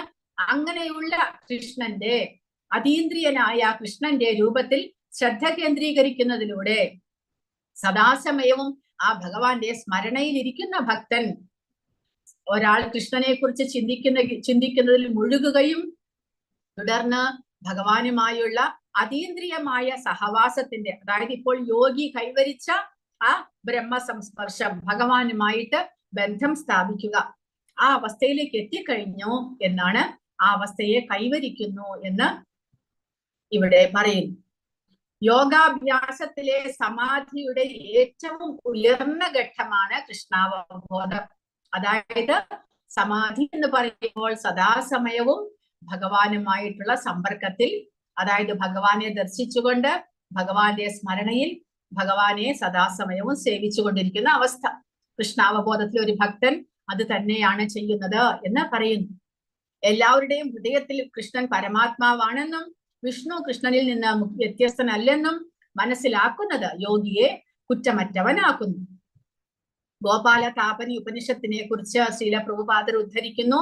ഏകോപിസൻ ബഹുധായോവഭാതി, അതായത് ഈശ്വരൻ ഏകനാണെങ്കിലും എണ്ണമറ്റ ഹൃദയങ്ങളിൽ അനേകനായിട്ട് വാഴുന്നു. ഇത് ഭഗവാന്റെ അചിന്ത്യ ശക്തിയെ നമുക്ക് സങ്കല്പിക്കാൻ പോലും സാധിക്കാത്ത വിധത്തിലുള്ള ശക്തിയാണ് ഇത് തെളിയിക്കുന്നത്. സ്മൃതി ശാസ്ത്രത്തിൽ നിന്ന് പ്രഭുപാദ ഉദ്ധരിക്കുന്നു, വിഷ്ണു ഒന്നാണ്, എന്നിട്ട് അവിടുന്ന് തീർച്ചയായിട്ടും സർവവ്യാപിയാണ്. ഒരേ ഒരു വിഷ്ണുവാണ് അനേക രൂപങ്ങൾ കൈക്കൊണ്ടിരിക്കുന്നത്. നമുക്ക് ചിന്തിക്കാൻ പോലും സാധിക്കാത്ത ഒരു ശക്തിയാണത്. അചിന്തനീയമായ ശക്തിയാൽ ഏകരൂപിയെങ്കിലും അവിടുന്ന് എല്ലായിടത്തുമുണ്ട്. അതായത് സൂര്യൻ ഒന്നാണെങ്കിലും സൂര്യന്റെ പ്രഭ എല്ലായിടത്തും വ്യാപിച്ചിരിക്കുന്നത് പോലെ, സൂര്യൻ എല്ലായിടത്തും ഒരേ സമയത്ത് പ്രത്യക്ഷപ്പെടുന്നത് പോലെ ഭഗവാൻ വിഷ്ണു ഒന്നാണെങ്കിലും എല്ലാ ശരീരങ്ങളിലും അദ്ദേഹം വ്യാപിച്ചിരിക്കുന്നു. ആത്മൗപമ്യേന സർവത്ര സമം പശ്യതി യോർജുന സുഖം വാ യഥി വാ ദുഃഖം സയോഗി പരമോ മദഃ. കൃഷ്ണാവബോധമുള്ള ഒരു യോഗിയാണ് ഏറ്റവും നല്ല മനുഷ്യസ്നേഹി. കൃഷ്ണാവബോധമുള്ള ഒരു വ്യക്തി തികഞ്ഞ യോഗിയാണ്. കാരണം തന്റെ വ്യക്തിപരമായ അനുഭവത്തിലൂടെ സന്തോഷത്തിന്റെയും ദുരിതത്തിന്റെയും യഥാർത്ഥ കാരണത്തെക്കുറിച്ച് ആ ബോധവാന്മാരാണ്. കഷ്ടതയുടെ കാരണം ഭഗവാനുമായിട്ടുള്ള ബന്ധം മറന്നു പോകുന്നതാണ് നമ്മൾ ജീവാത്മാക്കൾ ഇങ്ങനെ കഷ്ടപ്പെടുന്നത് എന്ന് ആ യോഗിക്ക് അറിവുണ്ട്. അതുകൊണ്ട് അദ്ദേഹം എന്ത് ചെയ്യുന്നു? കൃഷ്ണാവബോധമുള്ള ഒരു വ്യക്തി ഏറ്റവും നല്ല മനുഷ്യസ്നേഹിയും ഭഗവാന്റെ ഏറ്റവും പ്രിയപ്പെട്ട സേവകനുമാണ്. കാരണം അദ്ദേഹം കൃഷ്ണാവബോധം എല്ലാവർക്കും പകർന്നു കൊടുക്കാൻ ശ്രമിക്കുന്നു. എന്തുകൊണ്ട്? നമ്മളുടെ എല്ലാം കഷ്ടത്തിനുള്ള കാരണം ഭഗവാനെ മറന്നു പോകുന്നത് കൊണ്ടാണ് എന്ന് മനസ്സിലാക്കിക്കൊണ്ട് മനുഷ്യന്റെ സർവകർമ്മങ്ങളുടെയും പരമഭോക്താവും സർവഗ്രഹങ്ങളുടെയും ദേശങ്ങളുടെയും ഉടമയും ജീവാത്മാക്കളുടെ ഉറ്റ സുഹൃത്തും കൃഷ്ണൻ തന്നെ എന്ന് ബോധ്യമാകുന്നതാണ് സുഖത്തിന്റെ കാരണം. അതായത് അത് 5-ാമത്തെ അധ്യായത്തിലെ ശ്ലോകമാണ്. അവസാനത്തെ ശ്ലോകം ഭോക്താരം സർവയജ്ഞാനാം സർവലോക മഹേശ്വരം സുഹൃദം സർവഭൂതാനാം ജ്ഞാത്വാ മാം ശാന്തിം ഋച്ഛതി എന്ന് ഭഗവാൻ പറഞ്ഞിരിക്കുന്നു. നമുക്ക് ശാന്തിയും സമാധാനവും അതിനുള്ള ഉപായം ഭഗവാനെ അറിയുക എന്നുള്ളതാണ്. തസ്മാൻ മനുഷ്യേഷു കശ്ചിൻ മേ പ്രിയകൃത്തമഃ ഭവിതാന ചമേ തസ്മാത് അന്യഃ പ്രിയതരോ ഭുവി. അങ്ങനെയുള്ള യോഗി ഏറ്റവും നല്ല യോഗിയാണ്. കാരണം അവൻ തന്റെ വ്യക്തിപരമായ നേട്ടത്തിനായി യോഗയിൽ പൂർണ്ണത ആഗ്രഹിക്കുന്നില്ല. പിന്നെയോ മറ്റുള്ളവർക്കും കൂടെ വേണ്ടി പരിശ്രമിക്കുന്നു.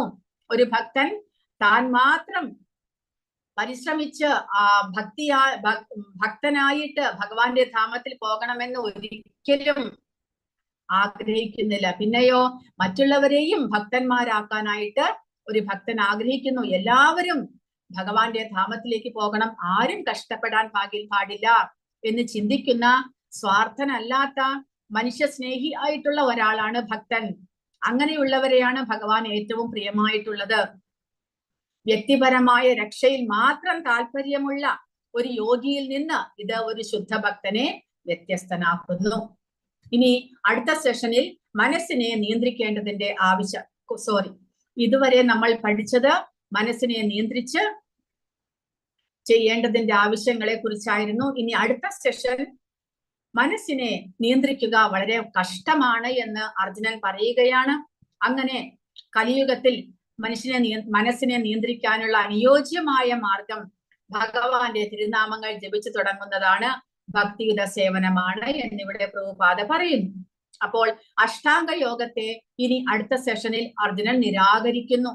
കാരണം മനസ്സിനെ കൺട്രോൾ ചെയ്യുക എന്നുള്ളത് വളരെ വിഷമകരമാണ് എന്ന് അർജുനൻ പറയുകയാണ്. അതുകൊണ്ട് കലികാലത്ത്, ആ കാലത്ത് അർജുനൻ ദ്വാപരയുഗത്തിൽ ഇത് പറഞ്ഞിരിക്കുന്നു. ഏത് അർജുനൻ? വെല്ലാളി വീരനായിട്ടുള്ള എല്ലാ കലകളിലും സാമർഥ്യമുള്ള അർജുനൻ പറയുന്നു, എനിക്ക് മനസ്സിനെ നിയന്ത്രിക്കാൻ സാധ്യമല്ല. അപ്പോൾ കലിയുഗത്തിലുള്ള നമുക്കും എത്രമാത്രം സാധ്യമാകും? നമുക്ക് ആയുസ്സില്ല, ആരോഗ്യം കുറവാണ്, ഇങ്ങനെയെല്ലാം ഉള്ളപ്പോൾ നമുക്ക് മനസ്സിനെ നിയന്ത്രിക്കുക കഷ്ടമാണ്. അതുകൊണ്ട് കലികാലത്തിന് യോജിച്ചത് സങ്കീർത്തനമാണ് എന്ന് ഭഗവാൻ തന്നെ പറയുന്നു. അർജുന ഉവാച യോയം യോഗസ്ത്വയാ പ്രോക്തഃ സാമ്യേന മധുസൂദന ഏതസ്യാഹം ന പശ്യാമി ചഞ്ചലത്വാത് സ്ഥിതിം സ്ഥിരാം.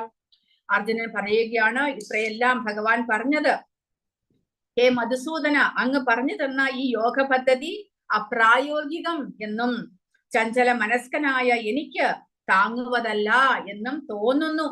അർജുനൻ പറയുന്നു, എന്റെ മനസ്സ് ചഞ്ചലമാണ്. കാരണം യുദ്ധം ചെയ്യാൻ വന്നിട്ട് യുദ്ധം ചെയ്യാൻ എനിക്ക് സാധിക്കുന്നില്ല ഇപ്പോൾ. അങ്ങനെയുള്ള ചഞ്ചല മനസ്കനായ എനിക്ക് മനസ്സിനെ എങ്ങനെ നിയന്ത്രിക്കാൻ സാധിക്കും എന്നാണ് അർജുനൻ ചോദിക്കുന്നത്. ഈ യുഗത്തിൽ അഷ്ടാംഗ യോഗാഭ്യാസം അപ്രായോഗികവും സഹിക്കാനാകാത്തതുമാണ് എന്ന് അർജുനൻ കരുതുന്നു. കാരണം മനസ്സ് അസ്വസ്ഥവും അസ്ഥിരവുമാണ്. അർജുനൻ നിരസിച്ചാൽ കലിയുഗത്തിലെ എല്ലാ കഴിവുകേടുകളുമുള്ള ആധുനിക മനുഷ്യനെ കുറിച്ച് എന്ത് സംസാരിക്കാനാണ്? കലിയുഗത്തിന്റെ സവിശേഷതകൾ എന്തൊക്കെയാണ്? ഹ്രസ്വകാല ജീവിതത്തിനായുള്ള കഠിനമായ പോരാട്ടം, ആത്മസാക്ഷാത്കാരത്തിനായിട്ട് ലളിതമായ പ്രായോഗിക മാർഗങ്ങൾ പോലും സ്വീകരിക്കാൻ ജനങ്ങൾക്ക് താല്പര്യമില്ല, ജീവിത രീതി, ഇരിക്കുന്ന രീതി, സ്ഥലം തിരഞ്ഞെടുക്കൽ, ഭൗതിക ഇടപാടുകളിൽ നിന്ന് മനസ്സിനെ വേർപിരിയൽ എന്നിവയെല്ലാം നിയന്ത്രിക്കുന്ന ഈ പ്രയാസകരമായ യോഗ സമ്പ്രദായത്തെ കുറിച്ച് എന്താണ് പറയേണ്ടത്? വെറും നാമം ജപിക്കാൻ പറഞ്ഞാൽ പോലും അനുസരിക്കാൻ കഴിക്കാത്ത, സമയമില്ലാത്ത മനുഷ്യർക്ക് ഈ അഷ്ടാംഗ യോഗം എങ്ങനെ പരിശീലിക്കാൻ സാധിക്കും എന്നാണ് പ്രഭുപാദ ചോദിക്കുന്നത്. അഷ്ടാംഗ യോഗാഭ്യാസം അപ്രായോഗികവും സഹിക്കാനാകാത്തതുമാണ് എന്ന് അർജുനൻ കരുതുന്നു. കാരണം അർജുനന്റെ സവിശേഷതകൾ: അദ്ദേഹം രാജകുടുംബത്തിൽപ്പെട്ടയാളായിരുന്നു, അദ്ദേഹം ഒരു മഹായോദ്ധാവായിരുന്നു, അദ്ദേഹത്തിന് ദീർഘായുസ് ഉണ്ടായിരുന്നു, എല്ലാറ്റിനും ഉപരിയായിട്ട് അദ്ദേഹം കൃഷ്ണന്റെ ഉറ്റ സുഹൃത്തായിരുന്നു. എന്നിട്ടും അർജുനൻ പറയുന്നു ഈ യോഗാഭ്യാസം പരിശീലിക്കാൻ സാധ്യമല്ല എന്ന്. അപ്പോൾ അങ്ങനെയുള്ളപ്പോൾ നമുക്ക് കലിയുഗത്തിൽ ഇത് അപ്രായോഗികമാണ്. ചഞ്ചലം ഹിമന കൃഷ്ണ ഭ്രമാധി ബലവദൃഢം തസ്യാഹം നിഗ്രഹം മന്യേ വായോ ദിവസു ദുഷ്കരം. മനസ്സ് കാറ്റ് പോലെ അസ്വസ്ഥവും പ്രക്ഷുബ്ധവുമാണ്. അതായത് അർജുനൻ പറയുന്നു, മനസ്സ് ചഞ്ചലമാണ്, പ്രക്ഷുബ്ധമാണ്, വഴങ്ങാത്തതും ബലമേറിയതുമാണ്. കൃഷ്ണ, അതിനെ നിയന്ത്രിക്കാൻ കാറ്റിനെ പിടിച്ചു നിർത്തുന്നതിനേക്കാൾ പ്രയാസമുണ്ട് എന്ന് എനിക്ക് തോന്നുന്നു. അസംഖ്യം ശത്രുക്കളോട് പൊരുതേണ്ടി വരുന്ന പ്രായോഗിക ലോകത്തിലെ ഒരു മനുഷ്യന് മനസ്സിനെ നിയന്ത്രിക്കുന്നത് വളരെ ബുദ്ധിമുട്ടാണ്. ശത്രുമിത്രങ്ങളെ സമദൃഷ്ടിയാ കാണുന്ന ഒരു മാനസികാവസ്ഥ കൃത്രിമമായി സ്വീകരിക്കാൻ കഴിഞ്ഞേക്കുമെങ്കിലും വാസ്തവത്തിൽ പ്രാപഞ്ചിക മനുഷ്യനും സാധ്യമല്ല ഇത്. കൊടുങ്കാറ്റിനെ പിടിച്ചു നിർത്തുന്നതിനേക്കാൾ ദുഷ്കരമാണ് മനസ്സിനെ പിടിച്ചു നിർത്തുന്നത്. മനസ്സ് ബലമേറിയതും വഴങ്ങാത്തതുമാണ്, ശാഠ്യം പിടിക്കുന്നതാണ് മനസ്സ് എന്ന്. മനസ്സ് ബുദ്ധിക്ക് വഴങ്ങണം എന്നാണ് പ്രമാണം. എന്നാൽ ചിലപ്പോൾ മനസ്സിന്റെ ശക്തിയും വാശിയും ബുദ്ധിയെ കീഴടക്കുന്നു. കടുത്ത രോഗബാധ ഔഷധങ്ങളുടെ ശക്തിയെ തോൽപ്പിക്കുന്നത് പോലെ ശക്തമായ മനസ്സിന് സ്വന്തം ബുദ്ധിയെ മറികടക്കാൻ കഴിയും. അതായത് വളരെ അധികം ശക്തിയേറിയ ഒരു അസുഖം നമ്മൾക്ക് ബാധിച്ചു കഴിഞ്ഞാൽ എത്രമാത്രം മരുന്ന് നമ്മൾ സേവിച്ചാലും ആ അസുഖത്തെ കീഴടക്കാൻ കഴിയില്ല. അതുപോലെ മനസ്സ് ശ്രമിച്ചു കഴിഞ്ഞാൽ ബുദ്ധിയെയും അത് കീഴടക്കുന്നു എന്നാണ് പറയുന്നത്. അങ്ങനെ മനസ്സിന്റെ സ്വഭാവത്തെ വീണ്ടും പറയുന്നു. മനസ്സ് ഭൗതിക ദേഹമാകുന്ന രഥത്തിലെ തേരാളിയാണ് ജീവാത്മാവ്. രഥത്തിലെ യാത്രക്കാരൻ ജീവാത്മാവ് രഥത്തിലെ യാത്രക്കാരനാണ് എന്ന് പറയുന്നു. ശരീരം രഥമാണ്, ബുദ്ധിയാണ് തേരാളി, മനസ്സ് കടിഞ്ഞാണാണ്, ഇന്ദ്രിയങ്ങൾ കുതിരകൾ. അങ്ങനെയാണ് ഈ ഭൗതികമാകുന്ന രഥം ഈ ശരീരം അതിന് സഞ്ചരിക്കുന്ന ഒരു വ്യക്തിയായിട്ട് ജീവാത്മാവിനെ സാമ്യം കൊടുത്തിരിക്കുന്നു. ജീവാത്മാവ് രഥത്തിലെ യാത്രക്കാരൻ, ശരീരം രഥമാണ്, ബുദ്ധിയാണ് തേരാളി, അതായത് രഥത്തെ നയിക്കുന്നയാൾ ബുദ്ധി. മനസ്സാണെങ്കിലോ ആ ഇന്ദ്രിയങ്ങളാകുന്ന കുതിരകളെ നിയന്ത്രിക്കുന്നതാണ്, കടിഞ്ഞാണാണ് മനസ്സ്. അങ്ങനെയുള്ള മനസ്സിനെ നിയന്ത്രിക്കാനുള്ള എളുപ്പ വഴി ഹരേ കൃഷ്ണ എന്നുള്ള മോക്ഷദായക മന്ത്രം ഏറ്റവും വിനയത്തോടെ ജപിക്കുക എന്നുള്ളതാണ്. ചൈതന്യ മഹാപ്രഭു പറഞ്ഞതുപോലെ തൃണാദപി സുനീചേന തരോരിവ സഹിഷ്ണുന അമാനിതേന കീർത്തനീയ സദാ ഹരി. അങ്ങനെ ജപിച്ചുകൊണ്ട് നമുക്ക് മനസ്സിനെ നിയന്ത്രിക്കാനായിട്ട് സാധിക്കുന്നു. അപ്പോൾ ഇനി ഭഗവാൻ അതിന് ഒരു ഉത്തരം പറയുകയാണ്. ഒരു ശ്ലോകം കൂടിയേ ഉള്ളൂ, അതും കൂടെ കഴിഞ്ഞിട്ട് ക്ലാസ് നിർത്താം. ഭഗവാൻ അർജുനൻ പറഞ്ഞതിനെ സാധൂകരിക്കുന്നു. എന്താണത്? അസംശയം മഹാബാഹോ മനോ ദുർനിഗ്രഹം ചലം അഭ്യാസേന തു കൗന്ദേയ വൈരാഗ്യേണ ച ഗൃഹ്യതേ. ഭഗവാൻ പറയുന്നത് ശരിയാണ്. അസ്ഥിരമായ മനസ്സിനെ അടക്കുക എന്നുള്ളത് തീർച്ചയായും ദുഷ്കരമാണ് അർജുന എന്ന് ഭഗവാൻ പറയുന്നു. എന്നാൽ ഭഗവാൻ അതിന് വഴിയും പറഞ്ഞു തരുന്നുണ്ട്. യുക്തമായ പരിശീലനം കൊണ്ടും അഭ്യാസേന തു കൗന്ദേയ വൈരാഗ്യേണ നിസ്സംഗത, അതായത് ഭൗതികമായിട്ടുള്ള എല്ലാത്തിനോടും വൈരാഗ്യം പരിശീലിച്ചുകൊണ്ട് സദാസമയവും അഭ്യാസം, അതായത് യുക്തമായ പരിശീലനം, അതിലൂടെ നമുക്ക് മനസ്സിനെ കീഴടക്കാം എന്നാണ് ഭഗവാൻ പറയുന്നത്. പരിശീലനത്തിലൂടെയും അകൽച്ചയിലൂടെയും വൈരാഗ്യേണ, അതായത് 9 തരത്തിലുള്ള ഭക്തിയുടെ സേവനങ്ങൾ ചെയ്ത് നമുക്ക് മനസ്സിനെ നിയന്ത്രിക്കാം. ആദ്യമായിട്ട് ശ്രവണം, ഭഗവാനെ കുറിച്ച് നിരന്തരം കേൾക്കുക, അത് മനസ്സിനെ കൺട്രോൾ ചെയ്യാനായിട്ട് സാധിക്കുന്നു. എല്ലാ സംശയങ്ങളിൽ നിന്നും മനസ്സിനെ ശുദ്ധീകരിക്കാനുള്ള ശക്തമായ മാർഗമാണ് ശ്രവണം. കാരണം മനസ്സിലാണ് ചിന്തകൾ വരുന്നത്. അപ്പോൾ നമുക്ക് പലതരത്തിലുള്ള സംശയങ്ങൾ ഉണ്ടാകുന്നു. കൃഷ്ണനാണോ ഭഗവാൻ? ചിലർ പറയുന്നു വിഷ്ണുവാണ് എന്ന്, ചിലർ ശിവനാണ് എന്ന് പറയുന്നു, ചിലർ ഭഗവതിയാണ് എന്ന് പറയുന്നു. എന്നെല്ലാം മനസ്സിന് സംശയം ഉണ്ടാകാം. അങ്ങനെ സംശയങ്ങളെ നീക്കാനുള്ള ഒരേ ഒരു വഴി ശ്രവണം, നിരന്തരമായിട്ട് കേൾക്കുക. ശ്രവണത്തിന്റെ പ്രഭാവം എന്താണ്? കൃഷ്ണനെ പറ്റി എത്ര കണ്ട് കേൾക്കുന്നുവോ അത്ര കണ്ട് വിജ്ഞാനം ഉണ്ടാക്കുന്നതാണ് കൃഷ്ണന്റെ കഥ. കൃഷ്ണനിൽ നിന്ന് മനസ്സിനെ പിന്തിരിപ്പിക്കുന്ന ഏതിലും അയാൾക്ക് വിരക്തി തോന്നുകയും ചെയ്തും. വൈരാഗ്യം എന്ന് പറഞ്ഞാൽ ഭൗതികമായതിൽ വിരക്തിയും ആധ്യാത്മികതയിൽ താല്പര്യവുമുള്ള അവസ്ഥയാണ് വൈരാഗ്യം എന്ന് പറയുന്നത്. അപ്പോൾ പരിശീലനം, അഭ്യാസേന എന്ന് പറയുമ്പോൾ നിരന്തരം കൃഷ്ണനെ കുറിച്ച് കേട്ട് കേട്ട് മനസ്സിന്റെ സംശയങ്ങളെല്ലാം അകറ്റി മനസ്സിൽ വിശ്വാസം ഉറപ്പിക്കണം. അതാണ് അഭ്യാസം. പിന്നെ വൈരാഗ്യം, ഭൗതികമായിട്ടുള്ള എല്ലാത്തിൽ നിന്നും അകലുക, ഭഗവാനിൽ ശ്രദ്ധ കേന്ദ്രീകരിക്കുക. ഭഗവത് അർപ്പണമായിട്ടല്ലാതെ ചെയ്യുന്ന കർമ്മങ്ങളിൽ നിന്ന് മനസ്സിനെ പിൻവലിക്കുന്നത് കൊണ്ട് എളുപ്പത്തിൽ വൈരാഗ്യം നേടാം. കൃഷ്ണന് വേണ്ടിയുള്ള പ്രവർത്തനങ്ങളുമായി മനസ്സിനെ ബന്ധപ്പെടുത്തുന്നതിനേക്കാൾ ദുഷ്കരമാണ് അവ്യക്തിവാദികളുടെ ആത്മീയ വിരക്തി. അപ്പോൾ ഏറ്റവും എളുപ്പമായിട്ട് മനസ്സിനെ നിയന്ത്രിക്കാനുള്ള വഴി കൃഷ്ണാവബോധത്തിലൂടെ നമ്മൾ എല്ലാ ഇന്ദ്രിയങ്ങളെ കൊണ്ടും ഭഗവാനെ സേവിക്കുക. അതുവഴി മനസ്സിനെ വളരെ എളുപ്പത്തിൽ നിയന്ത്രിക്കാനായിട്ട് സാധിക്കുന്നു. പരേശാനുഭൂതി, കൃഷ്ണനെ കുറിച്ച് കേൾക്കുന്നത് കൊണ്ട് ഒരാൾ പരമാത്മാവിലേക്ക് ആകർഷിക്കപ്പെടുന്ന ആത്മീയമായിട്ടുള്ള സംതൃപ്തി, ഇത് പ്രായോഗികമാണ്. കാരണം കൃഷ്ണനെ കുറിച്ച് കേൾക്കുമ്പോൾ ഒരാൾ സ്വയം പരമാത്മാവിനോട് അടുക്കുന്നു. അതായത് വിശപ്പുള്ളപ്പോൾ എത്ര കണ്ട് ഭക്ഷിക്കുന്നുവോ അത്ര കണ്ട് ഒരാൾക്ക് സംതൃപ്തിയും കരുത്തും വർദ്ധിക്കുന്നതായിട്ട് അനുഭവപ്പെടുന്നു. അതുപോലെ ഭഗവാനെ കുറിച്ച് നിരന്തരം കേൾക്കുന്നത് നമ്മളെ പരമാത്മാവുമായിട്ട് അടുപ്പിക്കുന്നു. ഭക്തിയുടെ സേവനം കൊണ്ട് മനസ്സ് ഭൗതിക ഉദ്ദേശങ്ങളിൽ നിന്ന് മാറുമ്പോൾ ഒരാൾ ദിവ്യ സംതൃപ്തിയോട് അടയുന്നു. അതായത് ആത്മജ്ഞാനത്തിലേക്ക് ഉയരാനായിട്ട്, ദൈവികമായ നില കൈവരിക്കാനായിട്ട് സാധിക്കുന്നു. ഭൗതികമായ എല്ലാ കാര്യങ്ങളിൽ നിന്നും വൈരാഗ്യം പൂണ്ട് നമ്മൾ ഭക്തിയുടെ സേവനത്തിലൂടെ ഭഗവാനെ കൊണ്ട് ഭഗവാനോട് അടുക്കുമ്പോൾ, മനസ്സ് പരിശുദ്ധമാകുമ്പോൾ നമ്മൾ ദിവ്യമായിട്ടുള്ള അവസ്ഥയെ പ്രാപിക്കുന്നു. മോഹാകുലമായ മനസ്സിന്, അതായത് ചഞ്ചലമായ മനസ്സിന് വിദഗ്ധ ചികിത്സ ഏതാണ്? ഭഗവാൻ കൃഷ്ണന്റെ അതീന്ദ്രിയമായ ലീലകളെ കുറിച്ച് കേൾക്കുക. ഭക്ഷണക്രമം, കൃഷ്ണന് നിവേദിച്ച പ്രസാദം കഴിക്കുക. അങ്ങനെ മനസ്സിനെ നിയന്ത്രിക്കാം എന്നാണ് പറയുന്നത്. മനസ്സിനെ നിയന്ത്രിച്ചു കഴിഞ്ഞാൽ പിന്നീട് ബാക്കിയുള്ള കാര്യങ്ങളെല്ലാം എളുപ്പമാണ്. കാരണം മനസ്സാണ് നമ്മുടെ ശത്രുവും മിത്രവും എന്ന് ഭഗവാൻ ഈ അധ്യായത്തിൽ പറഞ്ഞിട്ടുണ്ട്. കാരണം മനസ്സിനെ നിയന്ത്രിച്ചു കഴിഞ്ഞാൽ പിന്നീട് കൃഷ്ണാവബോധം വളരെ വളരെ എളുപ്പമാണ്. മനസ്സിനെ നിയന്ത്രിച്ചില്ലെങ്കിൽ കൃഷ്ണാവബോധം അത്രമാത്രം ദുഷ്കരവും ആയിരിക്കും. ഹരേ കൃഷ്ണ. ആർക്കെങ്കിലും എന്തെങ്കിലും ചോദ്യങ്ങളോ സംശയങ്ങളോ ഉണ്ടെങ്കിൽ ചോദിക്കുക. ഇനി നാളത്തെ ക്ലാസ്സിലോടുകൂടി ഈ അധ്യായം നമുക്ക് അവസാനിപ്പിക്കാം. അത് കഴിഞ്ഞാൽ നിങ്ങൾക്ക് അടുത്ത ആഴ്ച